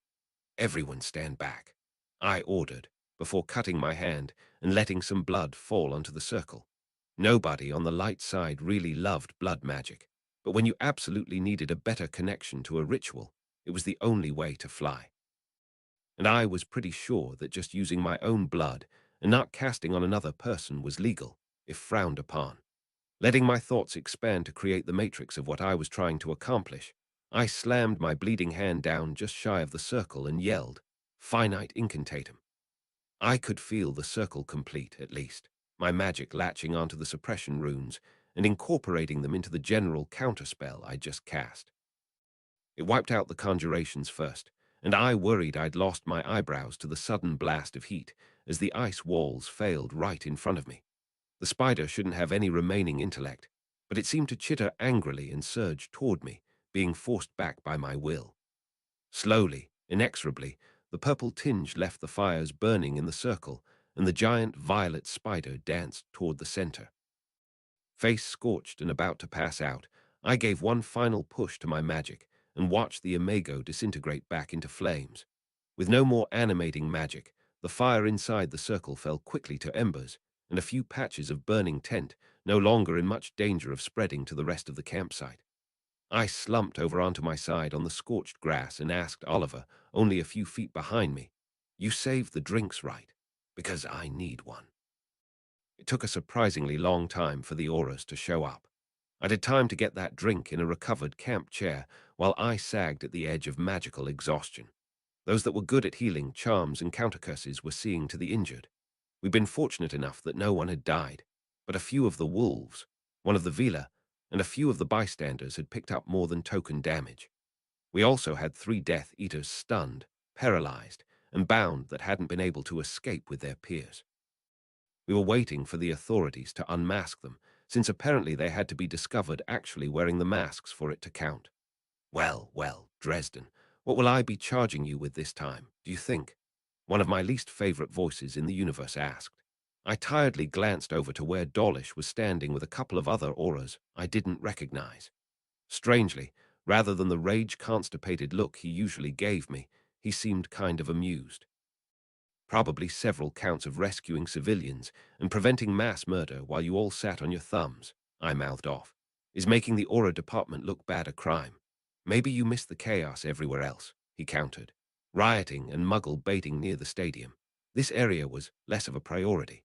I rolled my eyes and snarked. I'm sure the FiendFyre the Death Eaters left us would have stopped on its own before it got to the pureblood tents. You're claiming you stopped FiendFyre? He asked, and I just gestured at the giant burned patch in front of me. The middle of it twinkled in the moonlight where it had been fused into glass. Well, that's a change, isn't it? You're usually the one starting it. Again, the statement didn't have the bite it usually did, and I asked, going soft on me, or a dollish? Or are you just not going to try to march me in with this many witnesses?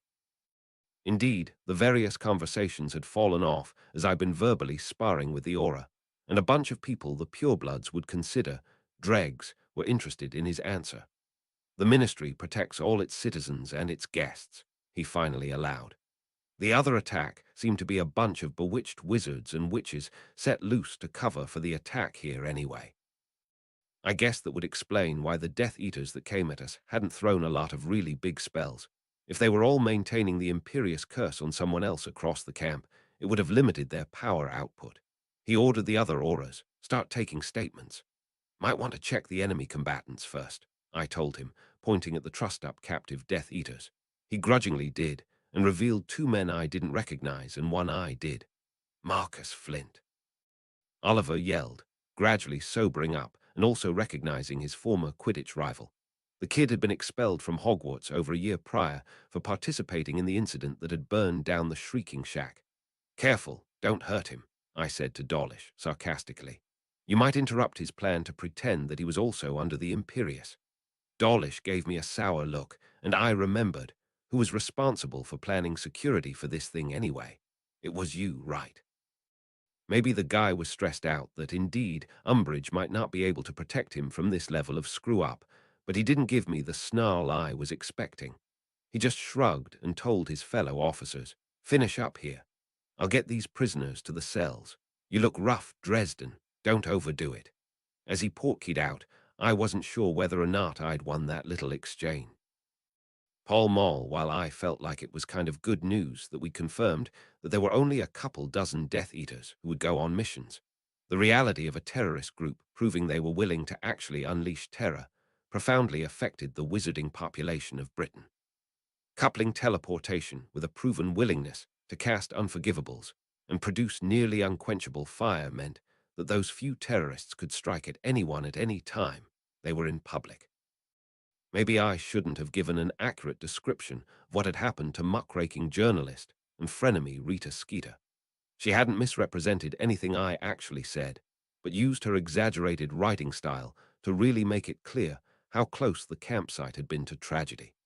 It was central to her argument to explain to everyone just how hard it was to contain and extinguish FiendFyre. When the defensive strategy for an entire population is, get Dumbledore, or hope some other powerful wizard can get a suppression ward up in time, that makes people nervous. Diagon Alley, in particular, was the focus of this worry. While the Ministry had made it a priority to put strong anti-FiendFyre wards up in the magical shopping districts, it was anyone's guess how well they'd work in practice. It wasn't like you could safely test them. So when the Weasleys and their friends scheduled their preschool shopping trip, I wound up tagging along as extra security. You've got your staff, good, Marley Weasley observed as she led her clan like little ducklings through the wall between the alley and the leaky cauldron where Mathilda and I were waiting to meet them. Everything else to hand. Mum, leave off, George argued. Harry's always ready for battle, grinned Fred. It doesn't hurt to check, she argued with the two who were currently her oldest sons present. Percy and Penny had to work, and Charlie and Bill had gone back to their international jobs after the World Cup. You two are in charge of the youngest. Don't make me regret it. Mum, Ron whined. I'm almost 15. Hermione just rolled her eyes and told him, we're all staying together anyway.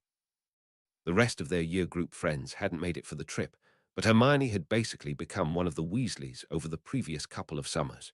If her and Ron's romantic tension wound up working out, that would probably become permanent. Clearly Marley saw it, but I wondered if Hermione and Ron would be the last to realize that they were basically betrothed already. It's fine. Luna and I will be chaperoned by Forge and Gred, Ginny allowed. You two can stay with Mum, Mathilda and Harry. The youngest Weasley clearly recognized the opportunity to go off with her fun brothers. No, Hermione's right, Marley corrected. We'll just all stick together. Don't anyone wander off. Shout if you see anything suspicious. Gringotts first. For all that it seemed like a big procession, our party of 9 was fairly tame for a Weasley shopping trip. Without Percy there to thwart, Fred and George weren't too much trouble. Since Mathilda and I were actually amused by their antics, they didn't get the negative attention that they truly craved from their big brother. Nonetheless, Marley took only Ginny into the depths of the bank to help her with the money, while we waited in the lobby. Mathilda got her cash from her parents. Hermione just had to walk over to a teller to exchange Muggle pounds for galleons, and I didn't have enough money to justify a bank account, really. Well, I was feeling a little flush, since the royalties from the prince's potions had come in early. This would be the first year that it was the recommended textbook for Newt students, and I'd already given copies to Fred and George as their early Christmas presents. I still felt a little guilty that I was getting paid a pretty reasonable income from just transcribing the work of deceased potions prodigy Severus Snape. The wizarding world needed to be dragged into at least the 19th century as far as intellectual property laws went. I accompanied Hermione over to the teller line while Mathilda and the twins kept watch on Ron and Luna. "How's the summer going?" I asked. "Great," she smiled. My parents had a dental conference, so I spent August at the Burrow. It's been really fun to see how wizards live when they're not at school. Marley has been teaching me and Ginny some useful charms for the home that they don't teach at school, though I still don't think it's fair that that kind of thing gets around the trace. Personally glad to be well quit of having my magic monitored by the ministry, I nodded. The more I've looked into it, the more impressed I am that the trace works at all. If it could work through wards and with multiple other wizards in proximity, I'd be really impressed. But I bet Marley has the house wards set up to alert her when the twins do magic they're not supposed to. She does, Hermione acknowledged. I think she's worried about how she's going to keep track of them when they turn 17 in April. I'll just have to make sure they have enough homework to keep them busy through spring break at least. I grinned. Is it weird that you're basically going to be a professor this year? She asked, as we took another step up in the line. There was, of course, only one line for all the Muggle-born who wanted to exchange money. I considered it and said, it probably would have been if I hadn't already been doing it some last year. I basically see it as a chance to get back onto campus to see Thilda more often. And you guys, of course. So you might not do it once she graduates. She asked with a slightly worried smile. Only, I was kind of relying on your help in my owl year. We'll cross that bridge when we get to it, my Jedi apprentice. I grinned back at her. I was vaguely aware that the Star Wars comics had another word for apprentices, but I couldn't remember what it was. I just don't want to have to learn from you as a Force ghost, she giggled. That reminded me, and I dropped my voice. Did you get a chance to experiment with the ring? I'd given her one of the Deathly Hallows that we'd gotten away with during Voldemort's rebirth ritual. A stone that could summon shades of the dead that wanted to talk you into going back with them wasn't really safe in the hands of anyone that had loved ones they longed to be with. She gave a slight huff and admitted, a little with Professor McGonagall. She locked it up for me at school so it would be safe. I don't think it does what the legends say. She dropped her voice as well, so the people waiting in line near us wouldn't overhear. I could only call up wizards, and only ones I'd met before, and they didn't seem to know anything I didn't already know that I could prove. We tried Professor Quirrell, and he couldn't really even explain why he'd. She shook her head. I don't know if I'm not powerful enough or doing something wrong, or it isn't as good as promised. It's just a trap, I finished. In legend, it had pretty much been explicitly designed to drive its wielder to suicide for thwarting death in the first place. That was my worry, yes, she acknowledged. I guess, keep trying. Sorry it's not going to put you in touch with Einstein or anything. That complicated things for me. There were people at the castle that had known Regulus Black, but if all the stone could do was call up phantoms that were ultimately designed to try to convince you to kill yourself, it wouldn't help us find where he'd hidden the Horcrux he stole. On the other hand, I preferred a world where a single magical artifact couldn't rip souls from their eternal rewards to answer petty questions, and also disprove a whole host of religions that assumed your spirit would be reincarnated or otherwise not indefinitely available for conversation. We finally got to the front of the line, and Hermione got her money changed at an exorbitant transaction fee. Does it cost that much every time? I asked as we walked back to the Weasleys. Since first year, she nodded. You know, I get paid in a weird mix of pounds and galleons, and Remus doesn't really care what we pay him in for rent. Maybe I should start changing money for my friends, I thought out loud. But not too loud. The goblins probably didn't appreciate that kind of talk. I could certainly start mentioning it to the Muggle-born at school, Hermione agreed, appreciating a potential way to avoid goblin usury. As we walked back up on the group, Luna was explaining to Mathilda, the magazine is doing so much better now that so many theories about the Fae have proven true. Daddy is thinking about expanding coverage. I know you're planning to go into the ministry, but we could probably use some more creatures experts on staff. What do you think, Harry? Mathilda asked me. Mathilda Grimblehawk, in search of the Snorkack. Maybe a pen name, I suggested. Respected magizoologist by day, secret reporter on the dangerous creatures they don't want to tell you about by night. She nodded. Makes sense. But you don't think Thilda Dresden will be good enough? I must have blanched because she grinned your face. He'll be ready eventually. Hermione grinned and Luna nodded. Fred, George, and Ron wisely kept their input out of it. I'm keeping my last name anyway, Mathilda shrugged. But the pen name's not a bad idea. Maybe something classy.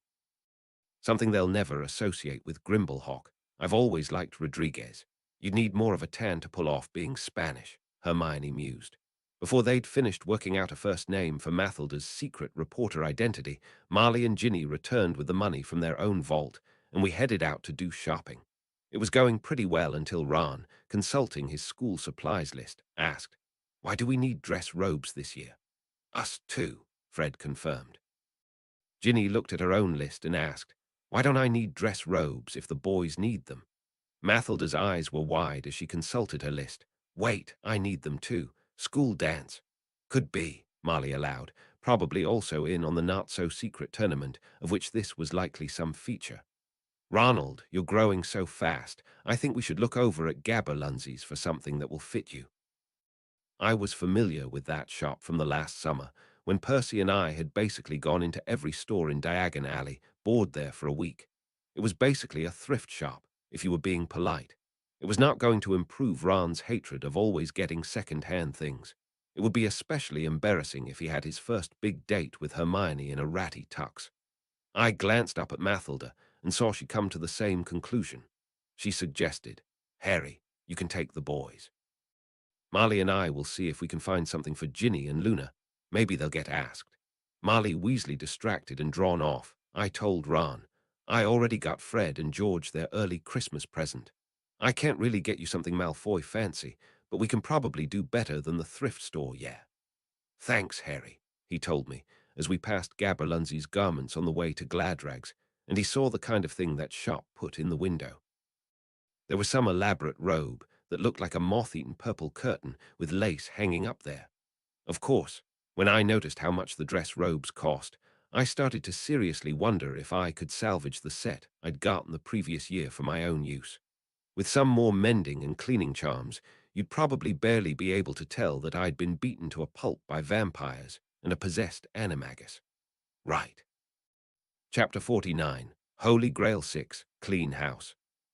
Chapter text farewell 3 weeks right, Mathilda asked, clinging to me like a limpet in view of the Hogwarts Express. Unless someone else needs a substitute earlier, I agreed. But I won't actually have your class that day. The full moon schedule wasn't really cooperating with Mathilda's class schedule. It might be December before the day after the moon was one where the 7th years had defense. We'll find time, she assured herself as much as me, then went in for a goodbye kiss. Our long farewell was interrupted by Draco chuckling and saying, Magnets, as he walked past to board the train. I'm going to lock him in a broom closet with Ginny. Just wait, Mathilda grumbled as we pulled apart with reluctance. Trap them in a train compartment, I suggested. But you really do need to get moving. Looks like the Weasleys are even already on. All right, love you, I'll miss you. Love you too, and it'll seem like hardly any time at all, you'll see, I assured her. With one last fierce hug, she broke away and dragged her luggage onto the train. The school year was going to be the longest we'd go without seeing each other since we'd met 2.5 years earlier, and an unhappy switch from sleeping in the same bed for the previous 2 months. I wandered over to Molly Weasley, where she was waving goodbye to her kids, and I joined in since Mathilda had gotten in the same compartment as the twins. I just realized she mostly hung out with my year, I told Molly. I hope she has people still at the school to spend time with. Graduating is hard, she nodded. It's rare that all your friends are the same year as you. Only 4 more of these send-offs for you, I suggested. She laughed, or at least a break. If Bill moved faster, I could have a whole set of grandkids almost ready to start putting on the train by now. You're way too young to be a grandmother, I assured her. That got a smile, and she asked, "Do you want to come back to the house for lunch, Harry?" That sounds amazing, but I'm already booked, I demurred, though hated to miss a chance at her cooking. But you should come by the house for dinner soon. I may even tell Percy and Penny you're coming. I'll hold you to it. Be careful out there, Harry, she warned me. With everyone else safe at the school, you're more of a target. Constant vigilance, I assured her. The train was out of sight in the driving rain that was falling outside the platform bay, so I said my goodbyes and waited for my turn at platform 9-3's fireplace before throwing in the powder and directing it to Hogwarts, headmaster's office. I had maybe kept how soon I'd see Mathilda as a nice surprise. "Ah, good, that's everyone," Dumbledore acknowledged as I stepped into his office, where the rest of the school staff was gathered. "I take it the express left without incident." I nodded and took the last seat remaining, so he explained, "As most of you know, Harry will be working as Remus, substitute again this year, and is available to take over other classes with warning. He does have to work a day job, so we'll try to keep the sudden illnesses to a minimum. He's also offered to help with the last-minute preparations, as he already had the day off. With that said, let's have an early working lunch and Argus can list what still needs to be accomplished before the children arrive." All of Argus Filch's careful plans for last-minute improvements were thrown out an hour and a half later. The caretaker and I were rehanging one of the larger magical portraits and talking about how Mr. was settling in. He'd given me the kitten after Hermione's cat, Crookshanks, had gotten overly, well, familiar with Filch's cat, Mrs. Norris. And at the rate he's going, I wouldn't be shocked if he gets to 30 pounds. Makes sense. Easel crosses are bigger than normal cats a lot of the time, Filch agreed. He got the 10-foot-tall portrait to how he liked it and nodded. That'll do. I relaxed my levitation charm, and it settled into position on its wall hooks. Now that just leaves, Mr. Cattaker Filch, sir, a house elf yelled, rushing onto the landing. Peeves is ruining the feast cooking. Find the bloody Baron, Filch ordered the small, floppy wildfee, who scampered off. Every year something sets him off. Come on.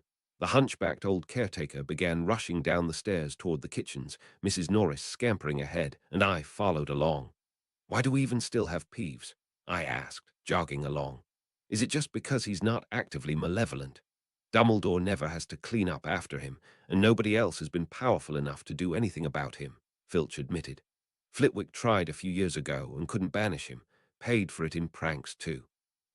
The portrait door to the kitchen was already open when we ran up, and a tremendous racket was coming from inside as house elves dived around trying to protect various dishes that were half prepared from the screeching poltergeist. Assuming his usual appearance of a tiny, translucent old man, Peeves was flying around the room grabbing plates and bowls and launching them at the elves, forcing them to use their own telekinetic magic to block the attacks. Can't go to the feast. Can't go. Then no feast. The entity was yelling. Baron's on his way, Filch ordered, ducking back out of the doorway as a pot clanged into the wall just next to his head. Filchy wants some gravy, Peeves chanted, fighting a house elf for a copper pot that was currently reducing the sauce in question. Come on, Peeves, cool it, man, I tried, then had to follow up with a protego.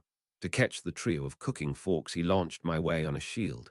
Holy crap, that could have killed someone. Nasty knives for nosy knaves next, he assured me, grabbing a knife block. He's never gone for the knives before, Filch said with some curiosity. I drew my unicorn horn focus and leveled it at the spirit being from behind my shield. Don't, Peeves, this is too far even for you. Maybe it was because he knew that my shield could stop physical objects, but he blew me a raspberry and launched the knives anyway. The rightmost glanced off and nearly caught Filch. I shook my head in sadness. and imagined a better world where students didn't have to deal with a spectral bully who enjoyed flinging things at their heads and incanted Excorio. Obviously used to magic not being able to affect him, Peeves didn't even dodge the torrent of silvery static that blasted from my focus.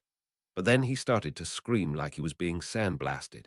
I'd intended to just give him a taste of it to show that he could be punished, assuming it did anything at all.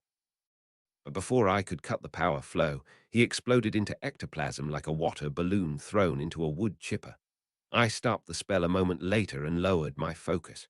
That didn't do anything to the house ghosts, I mused, taking in the trashed kitchen and the shell-shocked elves.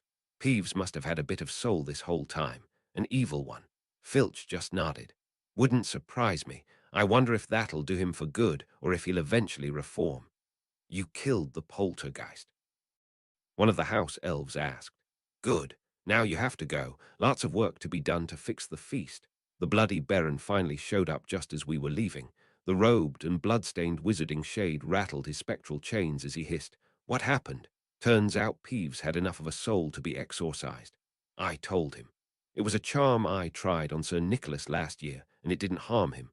The same one that cleansed Helena's mother's diadem, the Baron asked. I nodded, and he said, "Then I shall inform the Ghosts' Council of this development. Be careful with such magics, young man." With that, he floated off. So, I began, wiping off a bit of food that had managed to fall on my shoulder from where it was dripping from the ceiling. More paintings to hang next. We got most of the list knocked out before dinner time, where I had a seat at the end of the teacher's table, next to Hagrid. After I got to enjoy the surprised look from Mathilda as she came in out of the rain with the rest of the Gryffindors, and the sorting started, Hagrid observed, "Heard about Peeves." "I just meant to scare him off," I insisted. "I didn't know he was going to pop." Good riddance, honestly," the big man explained. I boggled. "No, he's just a good boy, misunderstood." Hagrid, friend to all dangerous magical creatures, shrugged. "He upset the beasts and weren't exactly natural." I still wasn't able to totally square that the man who'd cried over a murderous giant spider dying just a few months before wasn't more broken up about the loss of a mostly harmless pranking spirit that had been in the castle since it was built. But I didn't want to argue with him about the cognitive dissonance. I only recognized one name from the sorting, tiny Dennis Creevy, who I'd met along with his father and older brother at one of Remus' book signings. "Carlin, I fell in the lake," he assured his brother proudly as he was sorted Gryffindor. I was going to miss seeing the second brother acclimate to school, since Carlin was an amusing little madman and his brother looked to be just as much fun. But I guessed I'd probably have him in class soon enough. The elves had done a good job of making up for whatever Peeves had managed to destroy, so the feast was delicious as always, and I was glad I got to make it to one. I was going to try to angle to attend the Halloween feast for my birthday as well, though I didn't expect to be substituting that day. After the meal was done, Dumbledore stood up and began his announcements. After finishing the usual warnings about the pranks in the forest, he said, "And most of you will recall recent graduate Harry Dresden. He shall once again this year fill in for Professor Lupin when he is unavailable to teach, and may substitute for other professors from time to time. I would also like to comment that Professor Lupin remains as our Professor for Defense Against the Dark Arts for the third year in a row. Perhaps it shouldn't be an accomplishment, but it is." After that, he explained the Triwizard Tournament, which, based on looks of surprise, had actually remained a secret to most of the students. Students from the French and Eastern European schools of magic would be attending. 3 champions would be chosen from people that were 17 or older, and they'd compete in 3 dangerous events. And with these other schools present, rather than cancelling Quidditch competitions this year, we have instead opted to include the other schools. Rather than playing against each other Hogwarts house, we will have a simple elimination tournament between our 4 house teams and teams fielded by Durmstrang and Beauxbatons, the headmaster explained. That made a lot more sense than cancelling it entirely, and I was glad McGonagall had gotten her way, even if I, personally, didn't care for the sport. The inclusion of Quidditch seemed to slightly mollify the Weasley twins, who had looked upset that they weren't quite old enough to submit their names for the Triwizard Tournament. Personally, I was just glad that they hadn't tried to do the tournament during my senior year, since I assumed that would have somehow wound up involving me. As just a simple substitute teacher, I should be completely clear of the entire enterprise.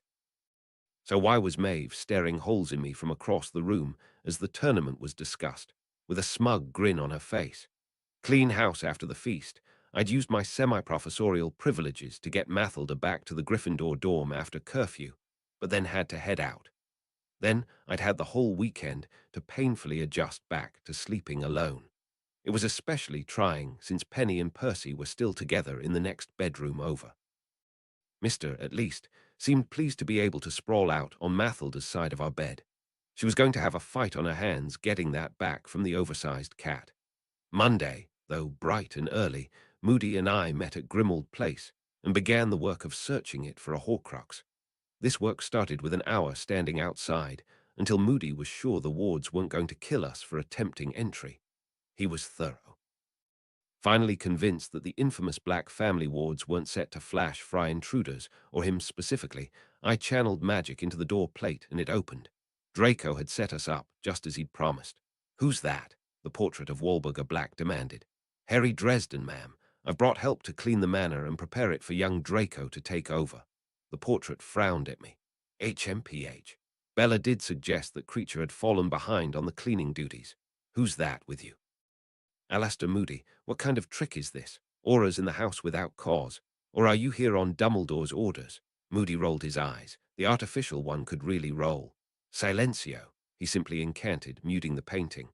"I'm not arguing with a portrait, but for your information, I'm retired. Now, let's see how bad it is." I mouthed an apology to the portrait for my partner's abruptness, figuring that would get us in trouble later, but followed Moody into the dining room. Once we were safely out of earshot of the painting, Moody explained, "I couldn't stand that woman when she was alive, and I'm not going to put up with that portrait. At least half of what's wrong with the Black family was her fault." "Fair enough," I allowed, and gestured around the dining room. "This one and the dueling space in the basement are mostly clear," I told him, "but I bet upstairs is wrecked." "Let's get to it then," he shrugged. By lunchtime, we had a rough overview of the house. We'd been attacked by 2 clouds of Darksies and a boggart. We hadn't even poked our heads in the library, based on just what we could sense from the door. The garden behind the house was covered in animate, deadly plants. And Creature, the house elf, was constantly peering at us around a corner, muttering imprecations. It was good to be out in the sun again, as we left the house to get something to eat. Moody hadn't even been too precious about where we ate, just agreeing to one of the pubs around the corner outside the Grimmauld Place neighborhood. Over his shepherd's pie, he grumbled, "We might have to hire Bill Weasley, or bring in Lupin on the weekends. I don't really know the detection charms to find curses that layered. I'm worried we're going to fix something obvious, and unleash something that it was covering up." I nodded. Would feel like they're all knotted up, or at least that was the best way I could describe it. And if what you're saying about Walburga is right, she may have been adding crazy curses before she died, on top of the family curses. And who knows if Creature has added elf magic traps on top of everything else. I ate my own burger for a few bites before venturing, so what if I had a solution to the problem that's not entirely legal? Not asking your godmother for help. I shook my head. No. Only Mathilda really knows about this, but I guess now that I'm graduated nobody's just going to take it from me. Though Dawlish would probably try if he got wind of it. "Spit it out, kid," he huffed.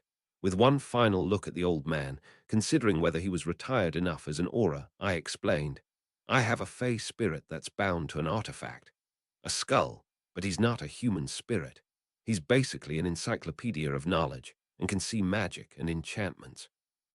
I took a breath and added, "I call him Bob." Moody regarded me in silence while he finished his meal, then said, "Beats having to subcontract. Go get it."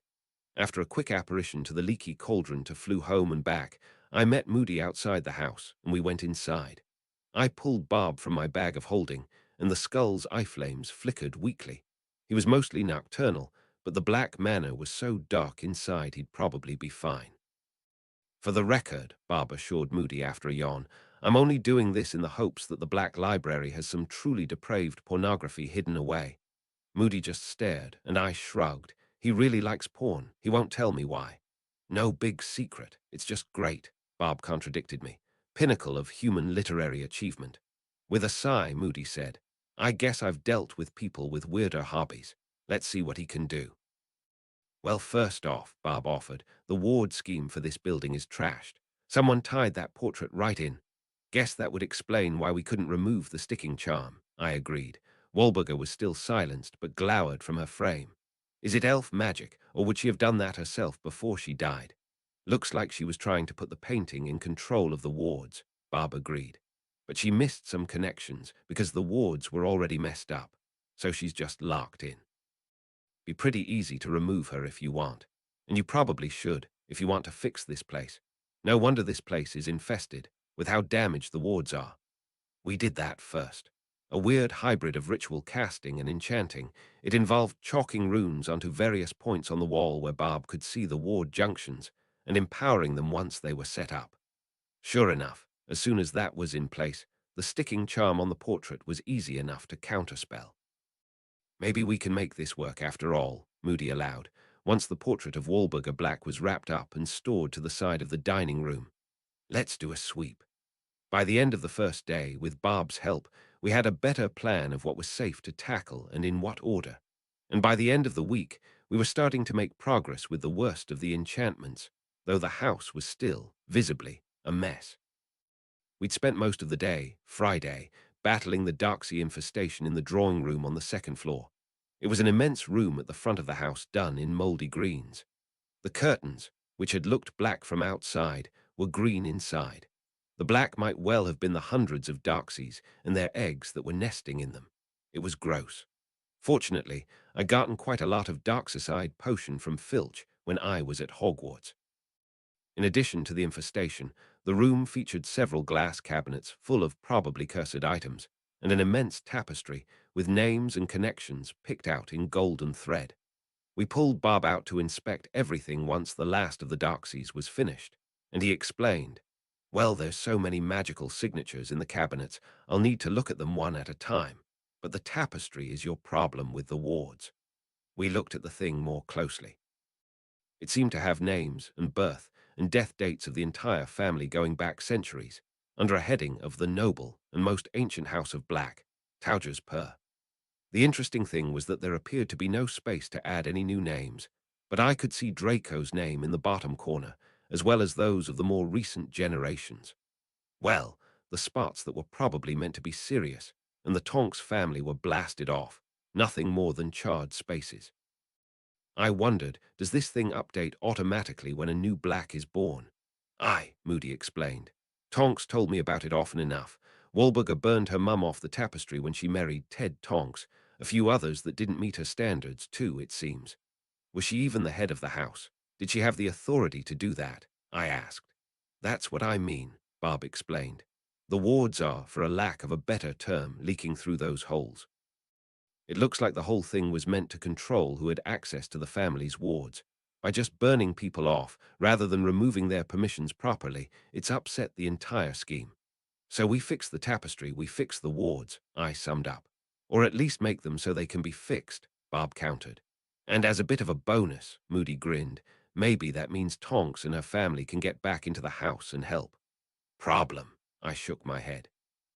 This has got to be hilariously complex, using centuries-old enchanting logic, and probably stuck to the wall just as badly as the portrait if it's part of the wards.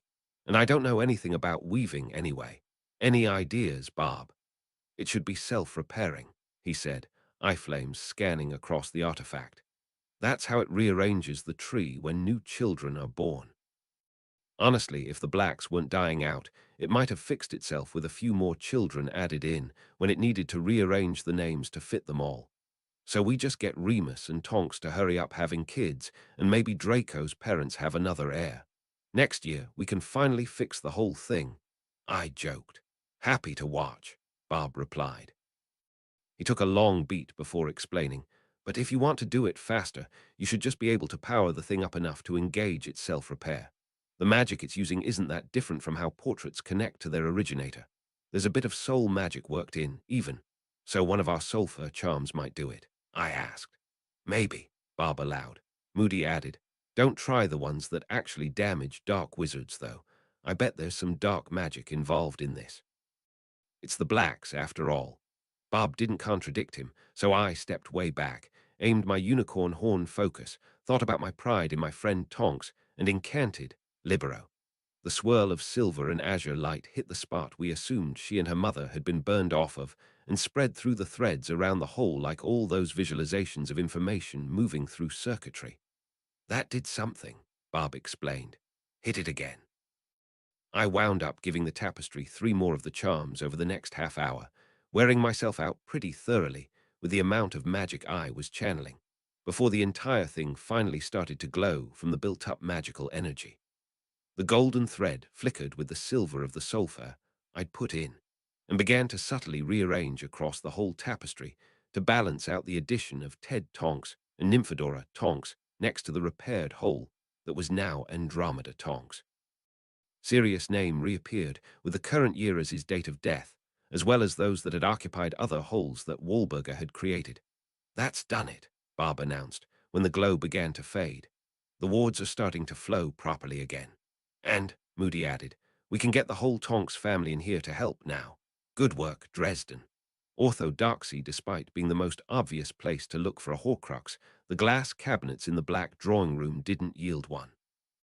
It took a few days of sorting through the collection of dark artifacts to make sure, since several of them were almost as nasty as a Horcrux. We had indeed called in the Tonks family, who were surprised to be admitted into the house's wards as easily as their own homes.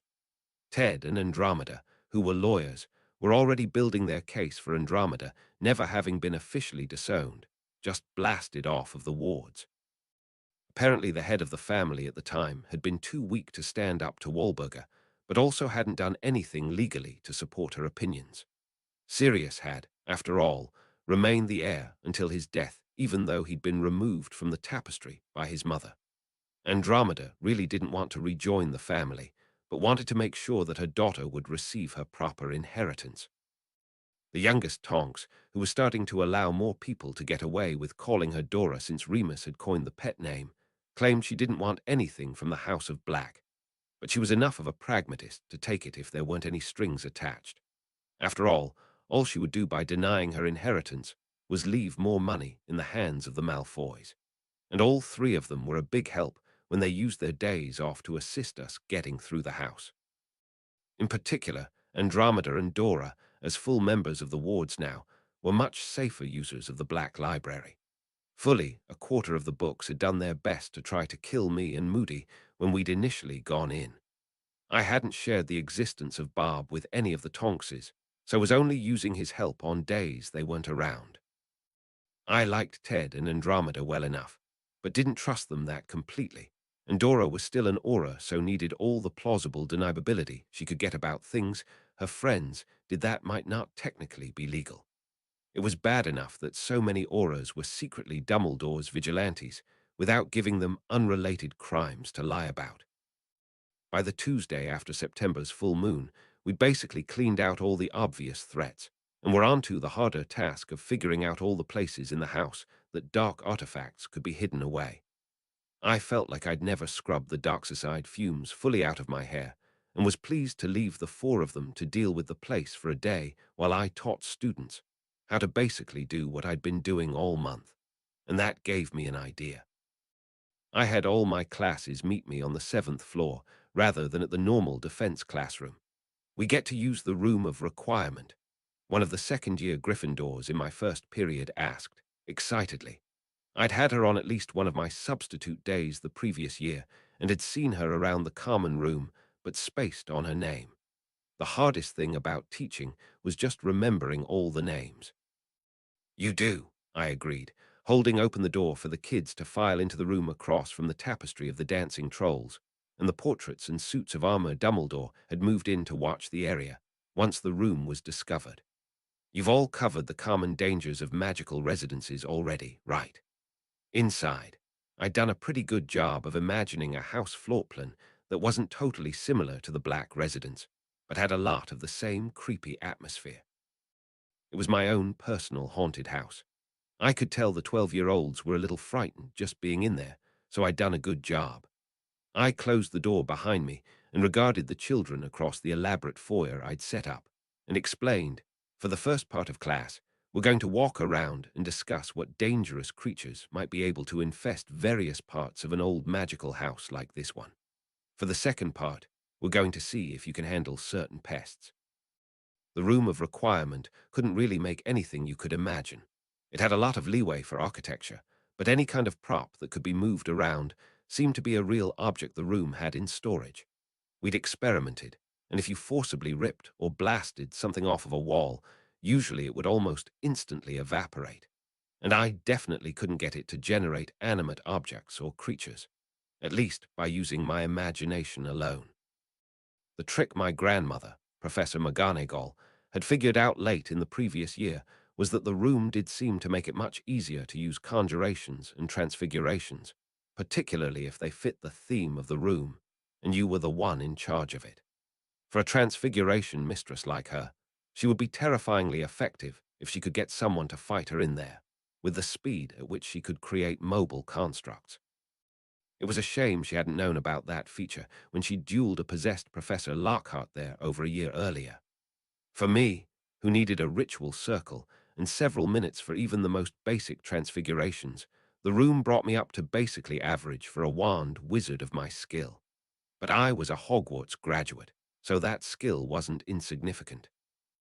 Which meant, with the room's help, I was able to create some pretty accurate conjured and transfigured examples of the magical pests I'd been fighting all week.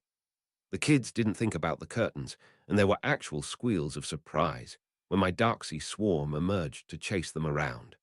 They weren't actually venomous, of course, so the biggest danger was kids shoving each other in their haste to run away. I went a lot easier on the first years in my next period, save for one jump scare with a conjured boggart for one Dennis Creevy, who seemed thrilled. The kid was probably a ton of fun for the staff in an actual haunted house. This was so neat, he thanked me as he left class. I did not go easy on my sixth-year Newt class, especially since it included the Weasley twins.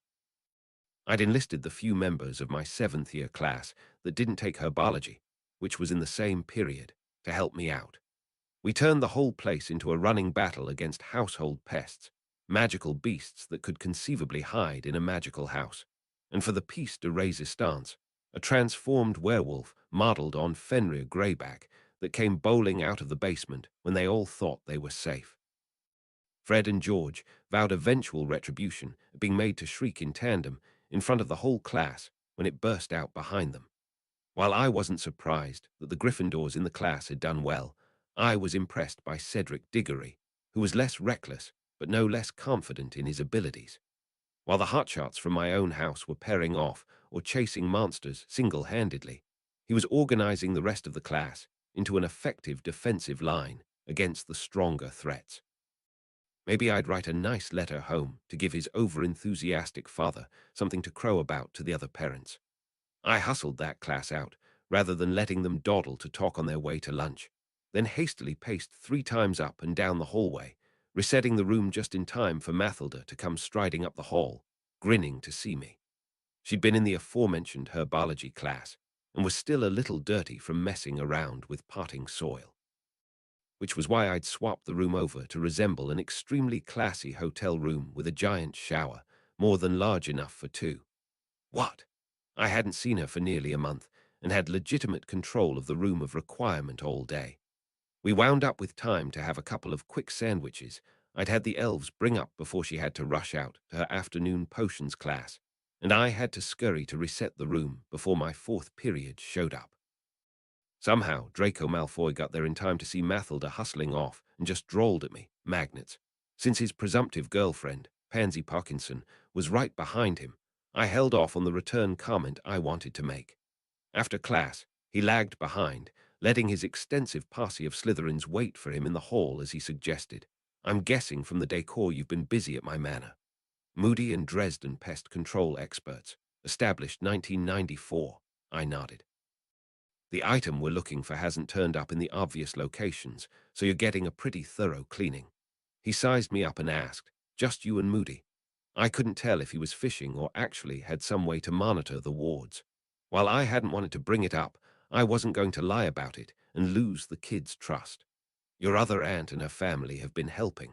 The wards were broken in part because they hadn't been properly disowned. Once we fixed the family tapestry, they were allowed back in. They've been a big help. Draco went stone-faced for a moment, then shrugged. After the last few years, I can understand how Aunt Andromeda may have been put in an impossible position by the family. While marrying a Muggle-born wasn't ideal, I feel like, if I were head of house, I would have handled the situation better. I'll speak to my mother about a reconciliation. Hopefully before she realizes you've made it a fait accompli. The Tonkses are good people, I assured him, and they're talented and loyal, good people to have in your corner as family. He considered and then smirked.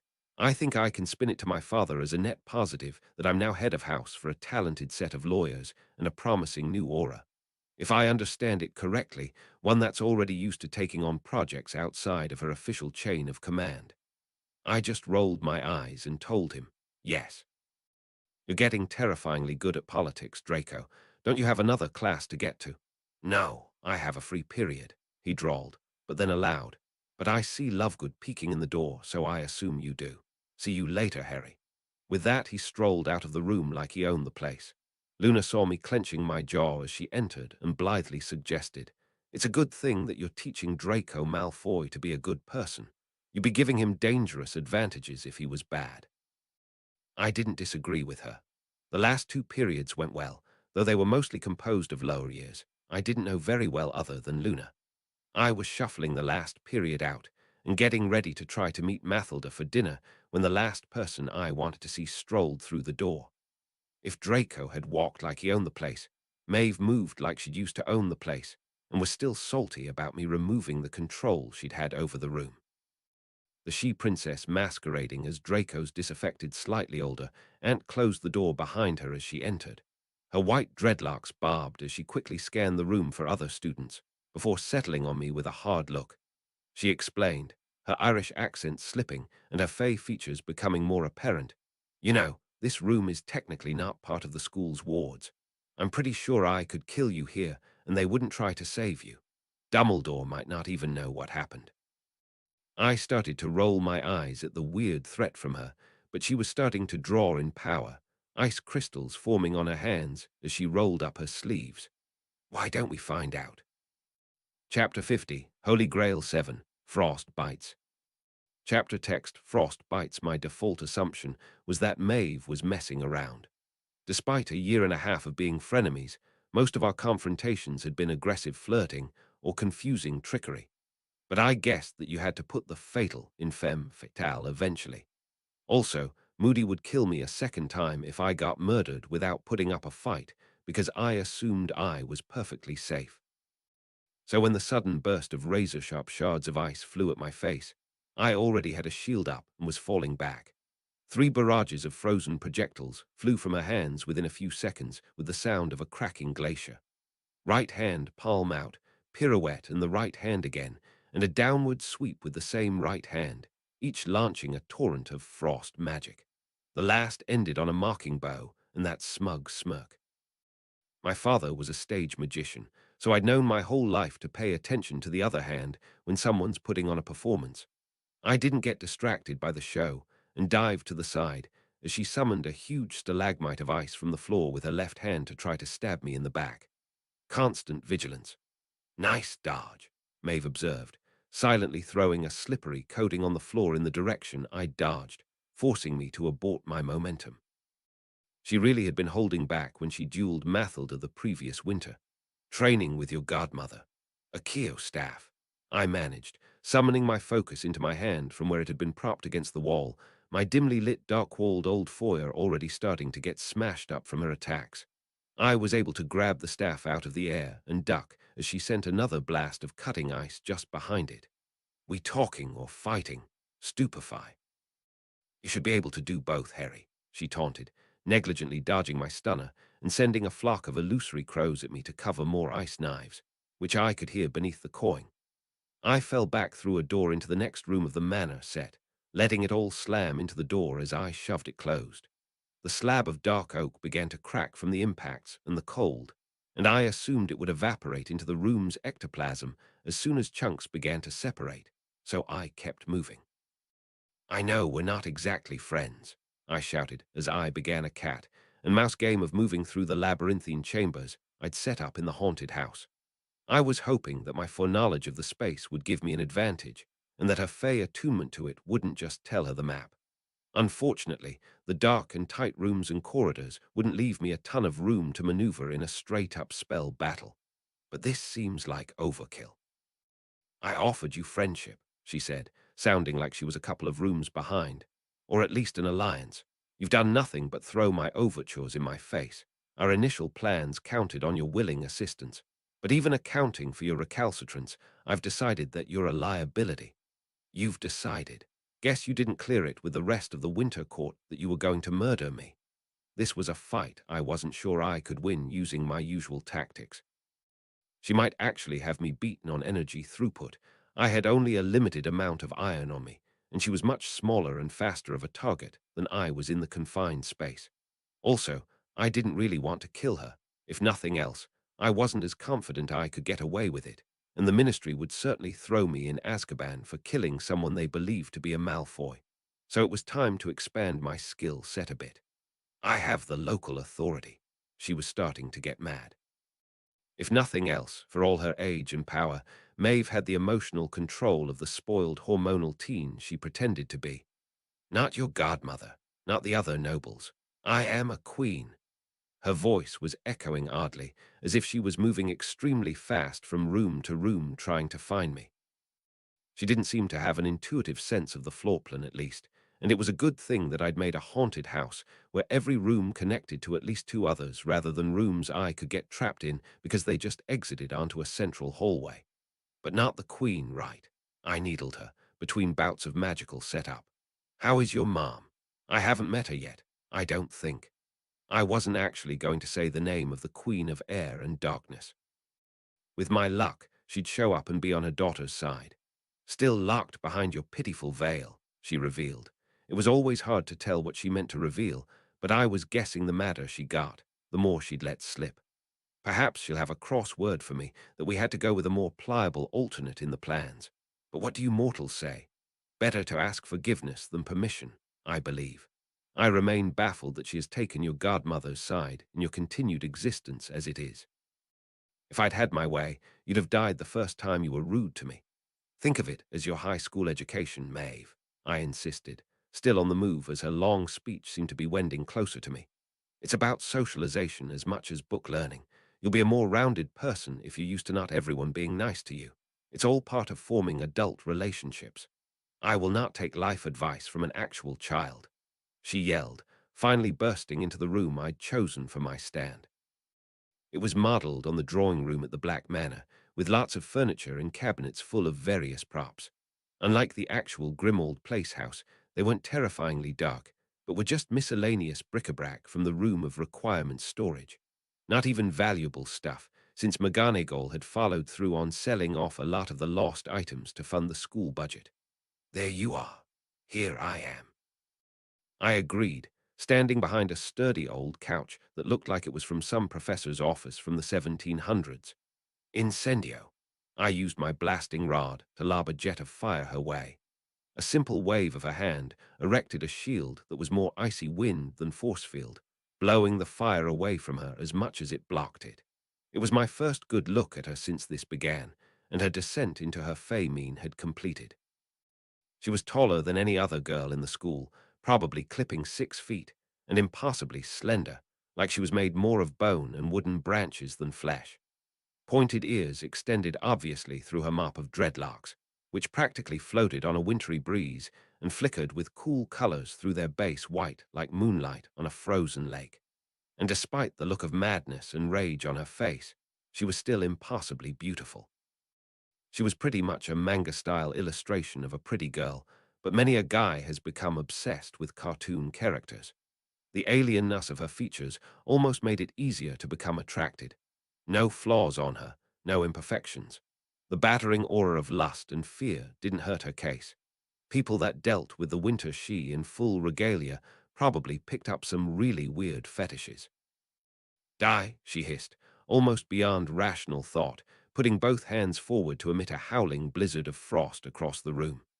Locomotor furniture, I cast, ducking down and summoning the cabinets and other couches in between me and her cone of cold. The temperature in the room still dropped well below freezing in an instant, but at least the blast expended itself on my hastily assembled barricade. I didn't even have to maintain the levitation. The haphazard structure was immediately welded together with ice. As soon as she stopped the torrent, my breath fogging in the air, I ordered, "Now!" My command was more a mystical intention than it was a spell, unleashing all my conjurations and transfigurations to dogpile her. I'd stuck with what I'd been using all day. Swarms of Darksies flew out of the curtains and other hiding spots. Cursed, animated items began to move and attack her legs. A pair of acromantulas dropped off the ceiling, and the werewolf I'd used to scare the Weasley twins erupted from the closet behind her. Each and every one of them had some of the iron filings I kept in one of my pouches embedded into its claws and teeth. She might have still won if I'd sat back and let my creatures go to work. They were just magical constructs, after all. The werewolf got a lucky hit, but she spun and nearly beheaded it with a battle axe of ice in one blow. One of the spiders went down not long after, and she physically punted a biting footstool across the room where it smashed to bits. She was getting cut up, dozens of abrasions marring her porcelain skin and leaking blue blood, but she wasn't going down. "Flipendo," I incanted, coming out from behind the barricade and golf, swinging my staff, nailing her with an overpowered knockback jinx. I'd lined up the shot and asked the room to make a small adjustment in the layout. She slammed into a door that opened to send her sprawling across the Hogwarts lawn from a temporary egress that exited from the side of the school. Yeah, I could have escaped at any time, but that would have left her alone inside and potentially in control of the room. Plus, she wouldn't have learned anything. I was on the clock as a Hogwarts professor, after all. I stepped out after her, leaving the manufactured creatures inside and letting the room close behind me. Out of the corner of my eye, I could see the door instantly vanish back into stone. We were on the far side of the school, where I didn't expect any observers at this time of day, a small favor I'd done for her. She'd be extra antagonistic if I blew her cover and embarrassed her in front of other people. "Now we're back in the wards," I assured her, as she rolled up to her feet in a backwards somersault, never fully stopping her motion and ending about 10 yards away from me. She glanced around, realized where we were, and nodded, visibly regaining control of her emotions. Her fey appearance receded like a mirage over a couple of seconds as she transformed or just recreated her human glamour. She hid all the cuts completely to give no evidence of the fight she'd lost. "Are we done? Or do you want to schedule another round?" "You act like it hasn't already been scheduled," she smirked, back to coldly calculating. Smoothing her robes down, she told me in her normal Irish-tinged accent, "Little advice, Harry. The more you win, the more enemies you make. Maybe you should just lose for once." "I'll work on it," I told her. "Let me know what it's like." She barely restrained a snarl and then stalked off. I probably shouldn't relish making such a powerful enemy, but winning did feel nice. Once I was sure she was no longer going to curse me in the back, I wandered off the other way to see if I could salvage some time with Mathilda before I had to go home. "Creature features, we have to have missed some hiding places," I insisted, sprawled out exhausted on one of the couches in the Grimmauld Place drawing room. Tonk's hair was nearly black in her own disappointment, and she agreed. "We may never find them. Let's just light a FiendFyre and burn the whole place down." Moody simply suggested, if this were a freestanding house, maybe. "Don't exactly want to destroy an entire block of row houses, though." She pouted. "It could be a little FiendFyre. Dresden can snuff it out once it clears the interior floors." "We're not burning down the family manor," Andromeda Tonks insisted from the doorway. "You've had a break. Let's start at the attic again." After over a month cleaning out the Black Manor, it was totally safe. No more pests were to be found. The wards were nearly back to full strength. The books in the library hadn't attacked me for several days. Andromeda had even repaired some of the decaying furniture, but the Horcrux was still missing, and searching the house top to bottom for secret hiding places was harder work than it seemed like it would be.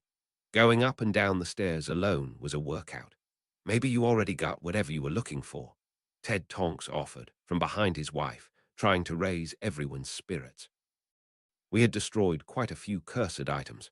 Everyone looked to me, and I shook my head as I levered myself back to sitting up on the couch. Everything else was easy enough to break. This one should be basically impervious, and it makes a really distinctive sound if you do manage to destroy it. We hadn't fully looped the Tonks family in, but I thought they were probably pretty close to figuring it out. Dora may have gotten read in by Dumbledore for all I knew, but her parents weren't officially members of the Order of the Phoenix, so we were still employing some discretion. Maybe it's not even here, Moody growled, which means we've done all of this for nothing. I wouldn't say nothing, my godmother's voice echoed from the landing of the staircase as she walked toward the drawing room. The entire Tonks family looked surprised and turned to the voice. Moody seemed like he'd already spotted her, drew his wand, and moved to find cover, but was otherwise resigned to her being there. The place is basically fit to be the family seat again. Hello, Andy, Andy's husband, and this must be Nymphadora. Dora's hair shifted into a blazing orange as she drew her wand and stood from her chair, only stumbling slightly as she hastily withdrew her foot from the chair leg before tripping. Bellatrix Black Lestrange, you're under arrest. Ted stepped back into the room to clear the doorway for his daughter, drawing his own wand. But Andromeda held up her hands, palms out in either direction, not moving out of the line of fire. Nymphadora, you can arrest my sister after she explains what she's doing here. Bella. My godmother came into view and relaxed against the wall just outside the door, hands empty of her wand and in her standard gothy black robes. She'd gone to more effort than she ever had for me, and actually fought her wild black hair into a braid. Without the halo of mad curls, and regarding her from a yard away, she looked nearly identical to Andromeda, except her sister's hair was a lighter brown. Clearly not discomforted by her niece pointing a wand at her, she said, "Harry didn't tell you." I had. That was the kind of secret that would have gotten me hexed. All the daughters of the Black family were terrifying, so the Horcrux and Barb were basically the only secrets I was keeping about this operation. Well, we didn't expect you to visit, Andromeda said, somewhat lamely. You're still a fugitive, and Nymphadora is welcome to see how well that holds up, Bellatrix suggested, a hint of her usual crazy sing-song entering her voice as she held her hands out as if for handcuffs. Take me in, Carper. That's Aura Tonks to you, Dora said, clearly upset more about being called Nymphadora twice than the rest of the situation. She glanced over to me, and Moody as if to see if we had her back, and I just shrugged and explained. She wouldn't have shown up while you were here if she was worried. Such a smart boy, she beamed at me. Well, if you're not going to arrest me, I'm not the only one for the family reunion. Narcissa Malfoy's voice echoed up the stairway. Are you going to hex each other, or should I have Creature make tea? Andromeda huffed. Barely a word from either of you since I married Ted, and now we're having tea. My godmother shrugged. The head of the house was convinced that your reinstatement was to the benefit of the family. She nodded my way, clearly privy to the conversation I'd had with Draco about the Tonkses, so it seemed like a good time to bury the hatchet. Figuratively, of course. Or I can go find some axes, and we can murder someone as a family, if you want to keep to the old ways. Andromeda and Ted had a silent conference in the way many long-married couples could. They glanced over at me and obviously dismissed me as too compromised to have an opinion. They glanced at Moody, who would clearly prefer to hex everyone at this point, but wasn't going to stick his heavily scarred nose into Black family politics without an invitation. They glanced at Dora, who was unsure why this hadn't turned into a firefight yet. Finally, Andromeda ordered, "Put the wand away, dear. We'll have tea before we make any decisions." As Dora grudgingly sheathed her wand, Ted suggested, "Why don't the menfolk start another sweep of the house while you ladies talk?" Capital suggestion, my godmother acknowledged. Such a wonderful use for a Hufflepuff. What's wrong with Hufflepuff? Dora said, with some heat, as we escaped the drawing room to head back upstairs. Moody was a little behind, as he had to wait for them all to enter the room and sit down before he would leave, wand out and sidling sideways to make sure he didn't get cursed in the back. Moody, Ted, and I managed to kill over an hour looking for secret compartments before we made it back to the second floor and looked in on the witches. They were much more relaxed. Whatever they'd been talking about had pulled the tension down to standard, family, with a lot of baggage level. Dora had unconsciously relaxed her metamorph to reveal more of her natural features, or maybe she was just adapting to her surroundings. Either way, she looked much more like her mother and aunt than she usually did. I still wondered how Narcissa had come out blonde-haired and blue-eyed, since the rest of the Black family lived up to the name with their own hair and eyes. Maybe she dyed it and wore contacts. I honestly assumed that Andromeda did something to make her hair a light brown rather than the walnut curls of her older sister. With her sisters and niece immediately available to compare to, Narcissa clearly looked a lot like them other than her coloration. My godmother saw us in the doorway and asked, "Harry, you still haven't found the item you were looking for?" I shook my head and she suggested, "Have you asked Creature?" I explained. He stopped talking to us after we started clearing out his caches. He was hoarding cursed objects. "Perhaps he still is," she said, and then called Creature. "Yes, Mistress Bellatrix," the droopy-eared elf croaked, appearing from behind one of the cabinets. Elves were generally quiet enough at apparition and good enough at veils that it wasn't clear when they just popped in or had been lurking the whole time. She asked, "Did Reg leave an item here? Perhaps one he stole from the Dark Lord?" The old elf wrung his ears with his hands and protested, "Creature is not to speak of it. Have you perhaps been moving it around the house so no one will find it?" My godmother pursued. Creature whined. "They do not care for the treasures of House Black. Who knows what they do with them?" Moody swore quietly and told him, "We're cleaning the ones that are safe and destroying the ones that aren't. Are you trying to keep us from destroying the item you're hiding?" "What?" That suddenly got Creature's attention. "Creature thinks you were selling them. Truly, you want to destroy the amulet." Creature could not. For years he tried. One moment, he turned in place and disapparated. "You really should pay more attention to the elves," my godmother chided. "We thought we had," I argued. "That's the most words I've heard him say. Total. He's been avoiding us and just muttered insults if we tried to question him." A moment later, Creature reappeared holding a large, oval-shaped golden amulet. The front had an elaborate S picked out in emeralds. "This be Master Regulus amulet," he said. Moody's eye was fixed on it and he supplied, "There are some serious wards on that. It may shrug off anything we can throw at it."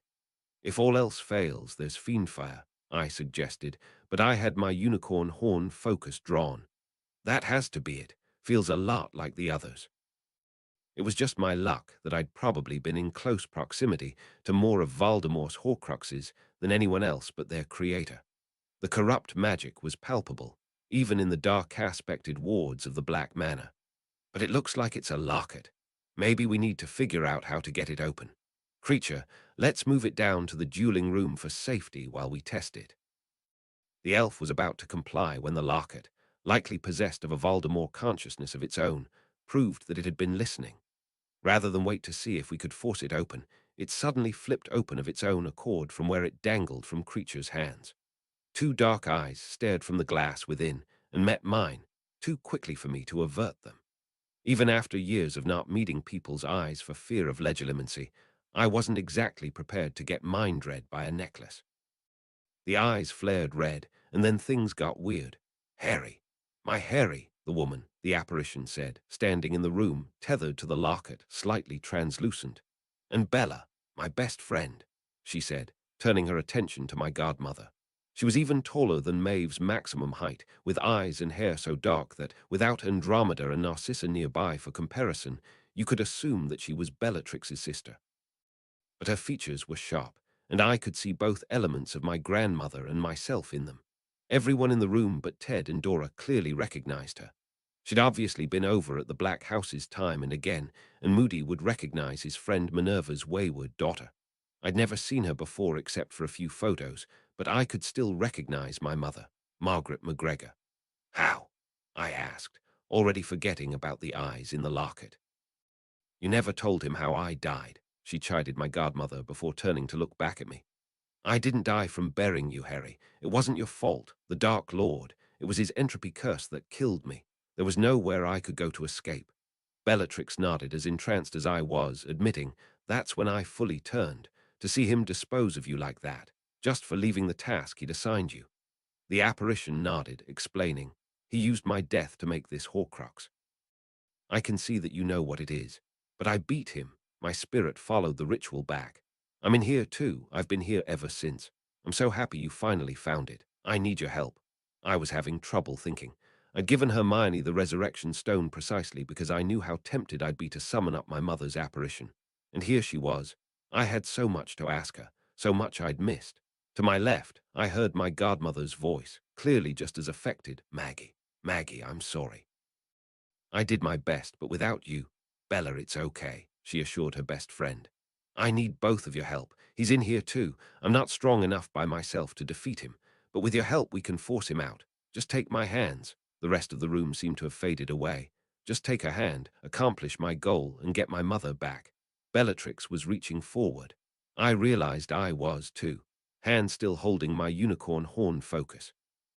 It was vibrating in anger, and somewhere ahead of me I could make out the sound of creatures' agony. All of this was too easy, too perfect. My life was never either, but I had hoped that it might be someday.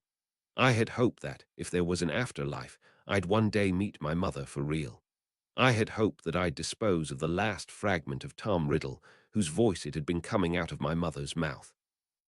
The distinction was easy enough to miss under the haze of mental attack, but I'd also done enough research on Horcruxes to know that none of that made sense. You couldn't make one remotely. The victim couldn't ride one back even if you could. And while my mother had died before Regulus Black had stolen the Horcrux, it was unlikely in the extreme that her death had been used to create it. And yet, with all that in mind, there was still a part of me that worried I was throwing away my chance of knowing my mother when I stared at Voldemort's eyes through the phantom and cast Exscorio. The lie that was my mother's image blasted away under the stream of cleansing silver static, and I was perversely grateful to the Horcrux for at least giving me a better visual of what she looked like than I'd ever had. Underneath the static, the locket screamed in pain, matched with my godmother's wail of anguish as she, too, realized how she'd been manipulated. It seemed to hold on for hours, but I found out later it was only moments for the onlookers who had been growing increasingly apprehensive, but unable to intervene through the powerful mind magic. Finally, with one last shriek, the soul was severed from the locket, a black shadow evaporating into the air, and I cut power to the spell. My godmother and I both slumped to the floor in exhaustion as the rest of the people in the room sprang forward to help Creature, whose flesh was burned from the superheated chain of the locket that had wrapped around his arm to keep him from dropping it.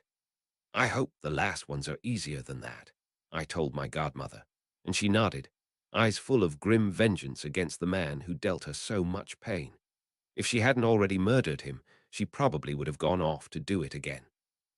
Paint balls after the destruction of the Horcrux, Dora hadn't felt like arresting my godmother after all, or maybe she had gotten a clue during the ladies' chat about why that wouldn't actually be a great idea. Regardless, we'd been done with our stay at number 12 Grimmauld Place, and Moody had told me to take a few days off to recover. The first part of that recovery had been debriefing Dumbledore.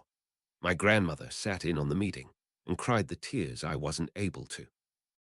The headmaster summed up, whether it was using Bellatrix's memories or the Horcrux was made after your mother's death and knew that information already, I believe we can trust at least the revelation that she was killed by an entropy curse. I'm so sorry, Harry and Minerva.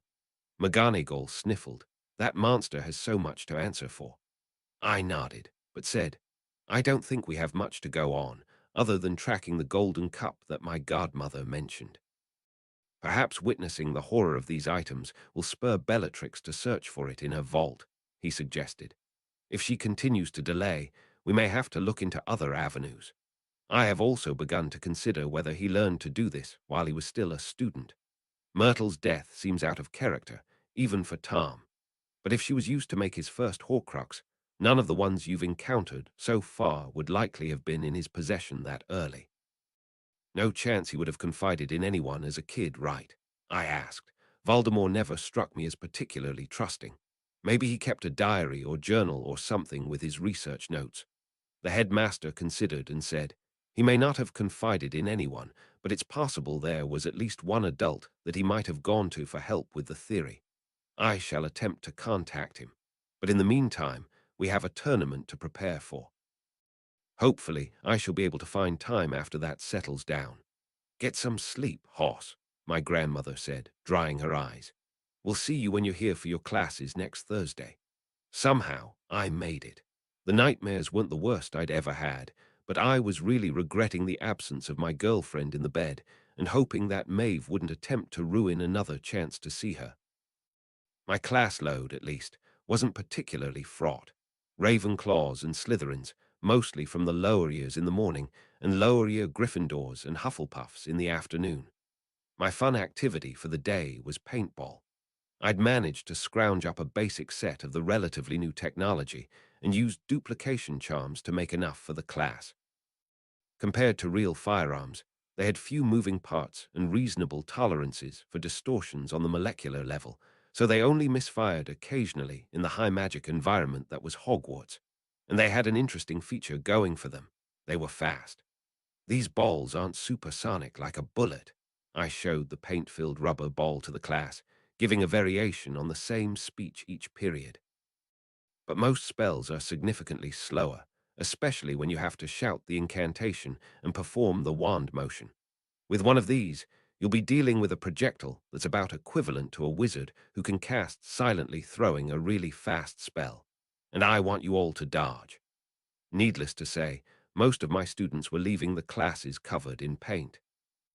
I'd managed to get balls in each of the house colors and paired the houses against each other in a kind of dodgeball setup, so it would be clear to everyone who was the worst at dodging in an embarrassing way. I left it up to the kids to figure out that, since the paintballs were duplicated, a simple counterspell would work to clean them off. It wouldn't help with the bruises. Madame Pomfrey was probably going to be a little upset with me later. The Ravenclaw and Slytherin fifth years were my last class before lunch, and I congratulated Cho Chang on barely getting tagged during the exercise. Seeker reflexes, I guess, I asked her. They've got nothing on a bludger, she agreed, in a Scottish accent, thick but not quite as bad as Oliver Wood's. Is Professor Lupin doing the same exercise tomorrow? I nodded. Could be. Looking to find out how Cedric stacks up. Both Newt classes were on Friday, but I figured she was interested in her Seeker counterpart. Maybe, she blushed slightly. Has he asked you to the Yule Ball yet? Wondered her friend, whose name I thought was Marietta. Cho nodded and smiled, admitting, I'm just glad that we don't have to have a Quidditch match against each other this year. I asked, you already know that. Gryffindor beat us in the first match, so we're already eliminated, Cho sighed. But at least it will give me more time to study for owls. Does Ginny Weasley have class with you today? Can I come in and try to hit her with paintballs? She grinned a little viciously. She does, but no, I smiled. I'm sure the Hufflepuffs will be just as hard on her. I'll tell Cedric to remind them, she nodded. See you later, Harry, I mean Professor Dresden. Either's fine. Enjoy your lunch, I told them, waving them out of the class as I spotted Mathilda by the door, waiting for the class to exit. How was class? I asked through our hug, trying to remember her schedule. You had care today, she nodded. Hagrid's basically letting me assist. What do you call it, Tar, like you did for Lupin? I get to take care of Tim. He's a wampus cat, real sweetie. Normal people sweetie or Hagrid-style sweetie. Hagrid thought all vicious creatures were adorable. Well, mostly Hagrid-style, she admitted. But he purrs. And if he really likes you, you can rub his belly. All 6 legs start kicking. I miss Mister, though. What happened in here? Bomb go off. We were using the normal defense classroom, since I didn't really need the room of requirement for the paintball exercise, and it was less likely that Maeve would repeat her attack if I was in the school proper. The walls were simply covered in blue paint on one side and green on the other. I explained the game to her as we were eating lunch. By the way, I told her as we were finishing up before the next period showed. She was going to stick around and help out since she had a free period, but I wanted to ask before tiny second-year ears were around to overhear. I realized I hadn't actually asked. Will you, Mathilda Grimblehawk, do me the honor of accompanying me to the Yule Ball? She lit up and said, Why yes, Harry Dresden, I would be happy to accompany you. She thought about it for a second and said, Then we're going straight home right after. I am not staying here all winter break. The class of second-year Gryffindors and Hufflepuffs was fun. Mathilda had a great time yelling Moody's catchphrase before shooting one of the kids in the back. I wasn't entirely sure why she seemed to be focusing on young Rommel Devane more than the other kids, but I figured she'd tell me if it was important. The girl had been slightly obnoxious as a first year, so maybe she'd gotten worse. For the third years, There did seem to be a bit of a pile-on against Ginny Weasley. The agile girl gave as good as she got. She didn't end the class quite as pristine as Cho had, but the Hufflepuffs that had targeted her were practically soaked in red paint. She dispelled the few splotches of yellow paint from herself as soon as class was over, the word clearly having gotten around about how to clean up. That wasn't the only word that had gotten around. Harry, you asked Mathilda to the Yule Ball. Obviously I was going to, I nodded. How did you even find out? It's been like 2 hours, and she was here for most of it. She told me on her way to Transfiguration, Ginny shrugged. Well, I couldn't argue with that short of a travel in the gossip train. I guessed Mathilda would spend more time with the girls of the Quidditch team, with most of her older friends graduated. I need someone to ask me so I can go. It's 4th years and up unless you get invited. Draco has to take Pansy, huh? I asked. Nothing is going on with me and Draco, she yelled, then flushed and rushed out of the classroom, passing Hermione's crew on her way out as my 4th-year class entered. Sore subject, that, Ron said as they took in the paint-splattered walls. They didn't seem surprised, and hadn't even brought their book bags, not even Hermione, and were wearing old clothes under their robes. I think she's getting it from the Chasers and Thilda now. Neither of them would be as mad about it if there weren't something there, I figure, I said. But what do I know? I was clueless that Thilda liked me until we were basically already dating. You're still ahead of almost everyone for the Yule Ball, at least, Hermione observed. Now how do you know already? I groaned. She stopped by the common room before heading to class, and we've had the last 2 periods off, she explained. I nodded and asked, nobody's asked you yet. She just rolled her eyes in frustration. And none of you guys have asked anyone. I asked Ron, Neville, and Seamus. They just shrugged helplessly. All right, here's what we're going to do. I have 4 paintball rifles that have jammed the least today. You 4 can use them if you boys swear you'll have asked someone out by the end of class. Ron and Neville froze up at the offer, but Seamus grinned and said, we still get 'em if we get shot down, yeah. I nodded and he grabbed Neville. Come on, Nev. There's Abbott and Bones. The 2 of them marched across the classroom to intercept the Hufflepuff girls, leaving Ron and Hermione standing near my desk. Hell's bells, you 2, I said. I'm clueless and even I see it. She's not going to say no, Ron. You're not? The skinny redhead asked his best friend, clearly baffled. She just shook her head and waited. Ron plucked up his courage and asked, Hermione, da wanna gotball W me? She took pity on him and answered, I would love to, Ronald. Ah, right, good then, he sighed, nearly falling to the floor as the stress left his body. Seamus walked back up and said, Abbott said yes, T-Nev, but Bones told me T-pound sand. I still get the good gun, though, right? I nodded, passing out the weapons. If you still don't know who to ask, you should take Ginny as a friend. She's sad she doesn't get to go. He nodded, taking the rifle and clearly seeing the benefit to that arrangement. If only all of life's problems were as easy to sort out as dating between 14-year-olds.